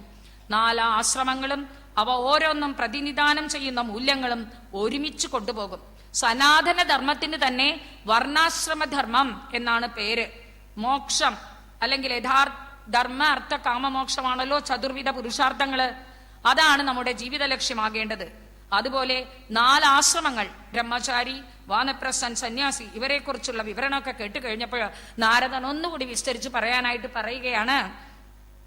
ഗൃഹസ്ഥയേതാം പദവീം വിധിനായേന ചാഞ്ജസ യാതി ദേവർഷേ ബ്രൂഹി മാതൃശോ ഗൃഹമൂഢതീഹി. എന്നെ പോലുള്ള വിധിയായിട്ടുള്ളത് എനിക്ക് ആ ഗൃഹസ്ഥൻ എങ്ങനെയാണ് ഇതിനെ കൊണ്ടു നടത്തേണ്ടത് ചോദിക്കണം. ഗൃഹേഷ്വസ്ഥിതോ രാജൻ ക്രിയാ കുർവൻ ഗൃഹോചിതാഹ വാസുദേവാർപ്പണം സാക്ഷാത് ഉപാസീത മഹാമുനീൻ. അതിന് ഉത്തരം പറഞ്ഞു കൊടുത്തു. വീട്ടിൽ ഇരുന്നു കൊണ്ട് തന്നെ ഗൃഹോചിതമായ പ്രവൃത്തികളെ ചെയ്തുകൊണ്ട് എല്ലാം ഭഗവതർപ്പണമായിട്ട് ചെയ്യണം. എന്തൊക്കെ വേണം? ശൃണ്വൻ ഭഗവതോ ഭീഷ്ണ അവതാരകഥാമൃതം ശ്രദ്ധദാനോ യഥാകാലം ഉപശാന്ത ജനാമൃത. എപ്പോഴും ഭഗവത് കഥകളെ കേട്ടുകൊണ്ട് ശാന്തമായൊരു അന്തരീക്ഷം കെട്ടിക്കൊടുക്കണം എന്ന് പറഞ്ഞുകൊണ്ട് നമുക്കതിന് ഉത്തമമായിട്ടുള്ളതായ ഒരു ഗൃഹസ്ഥാശ്രമിയെ കാണിച്ചു തന്നിട്ടുണ്ട് ഭാഗവതത്തിൽ തന്നെ. സുദാമാവിനെ അല്ലെ ഗൃഹാശ്രമി എന്നാ പറഞ്ഞ് ഗൃഹാശ്രമിയായിട്ട് വർത്തിച്ചു. എപ്പോഴും ഭഗവാന്റെ നാമം തന്നെ ചിന്തിച്ചു. അദ്ദേഹത്തിന്റെ പത്നിയും സമാന രൂപാച തദീയ വല്ലഭ എന്ന് പറഞ്ഞു. അതിന് ഈക്വൽ ആയിട്ടുള്ള മനസ്സോടുകൂടിയവളായിരുന്നു എന്നൊക്കെ പറഞ്ഞു. പിന്നെ ബ്രാഹ്മണന് ചെയ്യേണ്ടതായിട്ട്, ബ്രാഹ്മണനല്ല ഗൃഹസ്ഥാശ്രമി ചെയ്യേണ്ടതായ ശ്രാദ്ധകർമ്മങ്ങളെ കുറിച്ചൊക്കെ പറയുകയാണ്. അതായത് ഭാദ്രപദ മാസത്തിലെ കൃഷ്ണപക്ഷത്തിലെ മഹാശ്രാദ്ധം നടത്തണം. അതുപോലെ തന്നെ തുലാമാസത്തിലും മേടമാസത്തിലും മകരമാസത്തിലും കർക്കിടക മാസത്തിലും ഉള്ളതായ ശ്രാദ്ധതർപ്പണങ്ങൾ ചെയ്യണം എന്ന് പറഞ്ഞ് അതിന്റെ നിയമങ്ങളൊക്കെ പറഞ്ഞു തന്നു. എന്നിട്ട് പറഞ്ഞു തീർത്ഥ കേന്ദ്രങ്ങളൊക്കെ നടത്തണം. പരമാത്മാവാണ് ഏറ്റവും നല്ല സത്പാത്രം അല്ലെ. പരമാത്മാവിനെ കുറിച്ച് ആരാ ഉള്ളത്? രാജസൂയം നടക്കുമ്പോ ആരാണ് അഗ്രപൂജയ്ക്ക് അർഹൻ എന്ന് ചോദിച്ചപ്പോൾ സഹദേവൻ എഴുന്നേറ്റെന്ന് പറഞ്ഞത് എന്താണ്? സാക്ഷാൽ മഹാവിഷ്ണു ആണ്, കൃഷ്ണൻ തന്നെയാണെന്ന്. പക്ഷെ എല്ലാവരുടെ ജീവശരീരത്തിലും വർത്തിക്കുന്നത് ഭഗവാൻ തന്നെയായതുകൊണ്ട് സത്പാത്രം മനുഷ്യനെ സ്വീകരിക്കാം, അവർക്ക് വേണ്ടതൊക്കെ ചെയ്യാം. ഗൃഹസ്ഥാശ്രമം എന്ന് പറഞ്ഞാൽ എളുപ്പമല്ല അല്ലെ. കഷ്ടങ്ങൾ നിറഞ്ഞതാണ്, ക്ലേശങ്ങൾ നിറഞ്ഞതാണ്. പക്ഷെ എല്ലാം ഭഗവതർപ്പണമായി ചെയ്യുക. അതിന് ഏറ്റവും നല്ലതാണ് സത്സംഗം എന്ന് പറഞ്ഞു. സജ്ജനങ്ങളെ ഇടയ്ക്ക് വിളിക്കുക. അതിഥി ദേവോ ഭവ എന്നുള്ളത് സ്വീകരിച്ചുകൊണ്ട് സത്സംഗങ്ങൾക്ക് വരാനുള്ള ഏർപ്പാടുകൾ ചെയ്യുക. മനുഷ്യനെ പോലെ പെരുമാറാൻ പഠിക്കുക. അമിതമായ മമത ആപത്താണ്. മഹത് സംസർഗത്താൽ മമത കുറയുകയും ചെയ്യും. വയറ്റുപിഴപ്പിന് വേണ്ടത് മാത്രമേ സമ്പാദിക്കാൻ പാടുള്ളൂ. കബീർദാസ് പറഞ്ഞു സാധു ഐസ ചാഹിയേ അല്ല സാധു ഇതിൽ പറയാണ് എനിക്ക് എന്ത് വേണം, വേണ്ടത് എന്താണ്? സാധു ഇത്തനാ ദീജിയെ ജാമേ കുടുംബ സമായി മേംബി ഭൂഖ നാരഹോം സാധുന ഭൂഖാജായ്. ഇതാണ് പറഞ്ഞത്. ഞാനും വിശന്നോണ്ടിരിക്കരുത്, എന്നെ ചുറ്റിപ്പറ്റിയ ആളുകളും വിശന്നിരിക്കരുത്, അതിനുള്ളത് മാത്രമേ ഭഗവാനെ എനിക്ക് തരാൻ പാടുള്ളൂ എന്ന് പ്രാർത്ഥിച്ചു അത്രേ. അങ്ങനെയുള്ളതായ ഒരു മനോഭാവമാണ് വേണ്ടത് എന്ന് പറഞ്ഞു. അതിനുശേഷം 5 മഹായജ്ഞങ്ങളെ കുറിച്ച് പറയുകയാണ്. അതിലൊരു യജ്ഞമാണ് ദേവയജ്ഞം. അമ്പലങ്ങളിൽ ചെല്ലുക, അല്ലെങ്കിൽ ദേവകാര്യങ്ങളൊക്കെ ചെയ്യുക, ദേവപൂജ നടത്തുക. മനുഷ്യയജ്ഞമാണ് അതിഥികളെ സ്വീകരിക്കുക, സൽക്കരിക്കുക. ഭൂതയജ്ഞമാണ് എന്തുണ്ടെങ്കിലും പക്ഷിമൃഗാദികൾക്കും എല്ലാം കൊടുക്കുക. കാക്കയ്ക്ക് ഭക്ഷണം കൊടുക്കുന്ന ഒരു സ്വഭാവം നമുക്കുണ്ടല്ലോ. ഋഷിയജ്ഞം എന്ന് പറയുന്നത് പുരാണങ്ങളും ഇതിഹാസങ്ങളും ഒക്കെ പഠിക്കുക. പിതൃയജ്ഞം എന്ന് പറയുന്നത് മുകളിൽ പറഞ്ഞ ശ്രാദ്ധാദി കർമ്മങ്ങൾ അനുഷ്ഠിക്കുക. ഇതെല്ലാവരോടും കടപ്പെട്ടിരിക്കുന്ന വസ്തു ഓരോ ഗൃഹസ്ഥനും അറിഞ്ഞ് ആദരിക്കുമ്പോഴേ ഗൃഹജീവിതം സമ്പന്നമാവൂ. അമ്പലങ്ങൾ ഉള്ളിടത്ത് വേണം താമസിക്കുവാൻ. നദീതീരങ്ങൾ വാസയോഗ്യമാണ്. അങ്ങനെ വന്നാൽ മാത്രമേ കുട്ടികൾക്ക് ആസ്തിക ബുദ്ധി, പൈതൃക പ്രതിപത്തി ഉണ്ടാവുകയുള്ളൂ. മാനവ സേവ തന്നെയാണ് മാധവ സേവ എന്ന് വീണ്ടും വീണ്ടും ഉറപ്പിച്ചു പറയുകയാണ്. അത് തന്നെ പണ്ട് മുതലേ കുമാരി പൂജ നടത്തി, സുമംഗലി പൂജ നടത്തി, ബ്രാഹ്മണ ആരാധന നടത്തി, ഗുരുപൂജ നടത്തിയൊക്കെ തഴക്കമുള്ളവരാണ് ഭാരതീയര്. ഗൃഹസ്ഥ ജീവിതം ഫലപ്രദവും ധർമ്മബദ്ധവും സുഭഗവും ആകുമ്പോൾ മറ്റാശ്രമങ്ങൾ താനെ പുഷ്ടിപ്പെട്ടുകൊള്ളും. അവരവരുടെ ജീവിതക്രമങ്ങൾ പിന്തുടരുന്നില്ലെങ്കിൽ അതിനു കാരണം ഗൃഹസ്ഥന്മാര് ആണ് എന്ന് ഓർക്കുക. ഗൃഹസ്ഥന്മാർ വലിയ വൈവിധ്യമാണ് എന്നും കാണിച്ചു കൂട്ടിയിട്ടുള്ളത്. എന്താണ്? കർമ്മനിഷ്ഠാദ്വിജാക്കേജിത് തപോനിഷ്ഠാ നൃപാപരെ സ്വാധ്യായ അന്യ പ്രവചനെ ഏ കേജി ജ്ഞാനയോഗയോഹോ. ഓരോരുത്തർ ഓരോന്നിലാണ് നിൽക്കുന്നത്. രുചിഭേദമാണ് ഇതിലെല്ലാം പ്രമാണം. സദസ്സിൽ വെച്ചോ കർമാനുഷ്ഠാനത്തിന്റെ ഭാഗമായിട്ടോ ആരെയെങ്കിലും ആദരിക്കേണ്ടി വന്നാൽ പ്രമുഖർക്ക് പ്രാധാന്യം കൊടുക്കണം എന്ന് പറഞ്ഞുകൊണ്ട് 4-5 വിധർമ്മങ്ങളെ കുറിച്ച്, വിധർമ്മം, പരധർമ്മം, ഉപധർമ്മം, ഛലധർമ്മം, ആപാസധർമ്മം എന്ന 5 കുറിച്ച് പറഞ്ഞു. ഇത് അധർമ്മമാണ്, അത് സ്വീകരിക്കരുത് എന്ന് പറഞ്ഞു. ധർമാനുഷ്ഠാനത്തിന് പ്രതികൂലമാകുന്ന ദേശകാല വാസനകളൊക്കെ വിധർമ്മമാണ്, അത് ഒഴിവാക്കണം. മറ്റൊരുത്തന്റെ ധർമ്മം അനുഷ്ഠിക്കാൻ പുറപ്പെടുന്നത് പരധർമ്മമാണ്. വേദശാസ്ത്രങ്ങൾക്ക് വിരോധമായിട്ട് തന്റെ സുഖസൗകര്യങ്ങൾ കണക്കിലെടുത്തുകൊണ്ട് ഗർവും അന്തസ്സും കാട്ടി എന്തെങ്കിലും ചെയ്യുന്നുണ്ടെങ്കിൽ അത് ഉപധർമ്മമാണ്. വിശേഷ ശ്രദ്ധ ആകർഷിക്കുന്നതാണ് ആഭാസധർമ്മം. ബ്രഹ്മചാരി ഗൃഹസ്ഥനെ പോലെ പെരുമാറുക, അല്ലെങ്കിൽ ഗൃഹസ്ഥൻ സന്യാസിയെ പോലെ പെരുമാറുക, ഇത് ആഭാസമാണ്.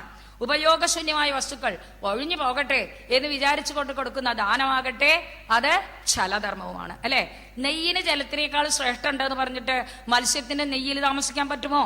അതുപോലെ ലോകത്തിന് വിഷം, കൃമികൾക്ക് അമൃതമാണ്. എത്ര അസാധ്യമായ തോന്നാലും സ്വന്തം ധർമ്മം വിടരുത് എന്ന് പറയാണ്. സ്വന്തം ധർമ്മം വിട്ട് നടന്നാല് തലകുത്തന നടക്കണെ പോലെ ആകും എന്ന് പറയുകയാണ്. സമുദ്രം തരണം ചെയ്യാൻ പുറപ്പെട്ടവൻ പകുതി വഴിയിൽ കപ്പൽ വിട്ടുപോയാൽ എങ്ങനെയിരിക്കും? അതുപോലെ സ്വന്തം ധർമ്മത്തെ തെറ്റിക്കരുത്. കയ്യിൽ കാശില്ലാത്തവൻ അതനുസരിച്ചിട്ട് വേണം കാര്യങ്ങളൊക്കെ നടത്താൻ. കാമത്തെ ജയിച്ചാൽ ക്രോധമുണ്ടാവില്ല. ക്രോധം ജയിച്ചു കഴിഞ്ഞാൽ ധനാപേക്ഷ ഇല്ലാതെ വന്നാൽ ലോഭവും വിട്ടുപോകും. ഭയമാണ് മറ്റൊരു ഉദ്വേഗം. അന്യൻ എന്നുള്ള തോന്നൽ ഇല്ലാതായി കഴിഞ്ഞാൽ ഭയവും നശിക്കും. ഇതിനെല്ലാം തരണം ചെയ്യാൻ ഒരേ ഒരു ഉപാധിയുണ്ട്, അതാണ് ഗുരു. ആ ഗുരു ഉണ്ടെങ്കില് അതിൽ പറയാറുണ്ട്, എന്താണ്? ശിവേരുഷ്ടേ ഗുരുസ്ത്രാദ ഗുരൗരുഷ്ടേ നശങ്കരഹ എന്നാണ്. അല്ലെ, ഗുരു നമുക്ക് ഭഗവത് കോപമുണ്ടെങ്കിൽ മാറ്റാൻ ഗുരു വന്നു ചേരും. ഗുരു കോപിച്ചു കഴിഞ്ഞാൽ എല്ലാം ഇല്ലാതായിത്തീരും. ഭഗവാൻ കൂടി പറഞ്ഞു, എന്താണ്? ഗുരോഹോ അനുഗ്രഹേണേവ എന്ന് ഭഗവാനും പറഞ്ഞിട്ടുണ്ട്. അത് ഓർമ്മ വയ്ക്കുക എന്ന്. ഗുരുവും ഗോവിന്ദനും മുമ്പിൽ വന്നു നിന്നാൽ ആരെയാണ് ആദ്യം നമസ്കരിക്കേണ്ടത് എന്ന് ചോദിച്ചപ്പോൾ കബീർദാസ് പറയാണ്, ഗുരുവിനെ തന്നെയാണ്. ആ ഗുരുവാണ് നമുക്ക് ഈശ്വരനെ കാട്ടിത്തന്നത് എന്ന്.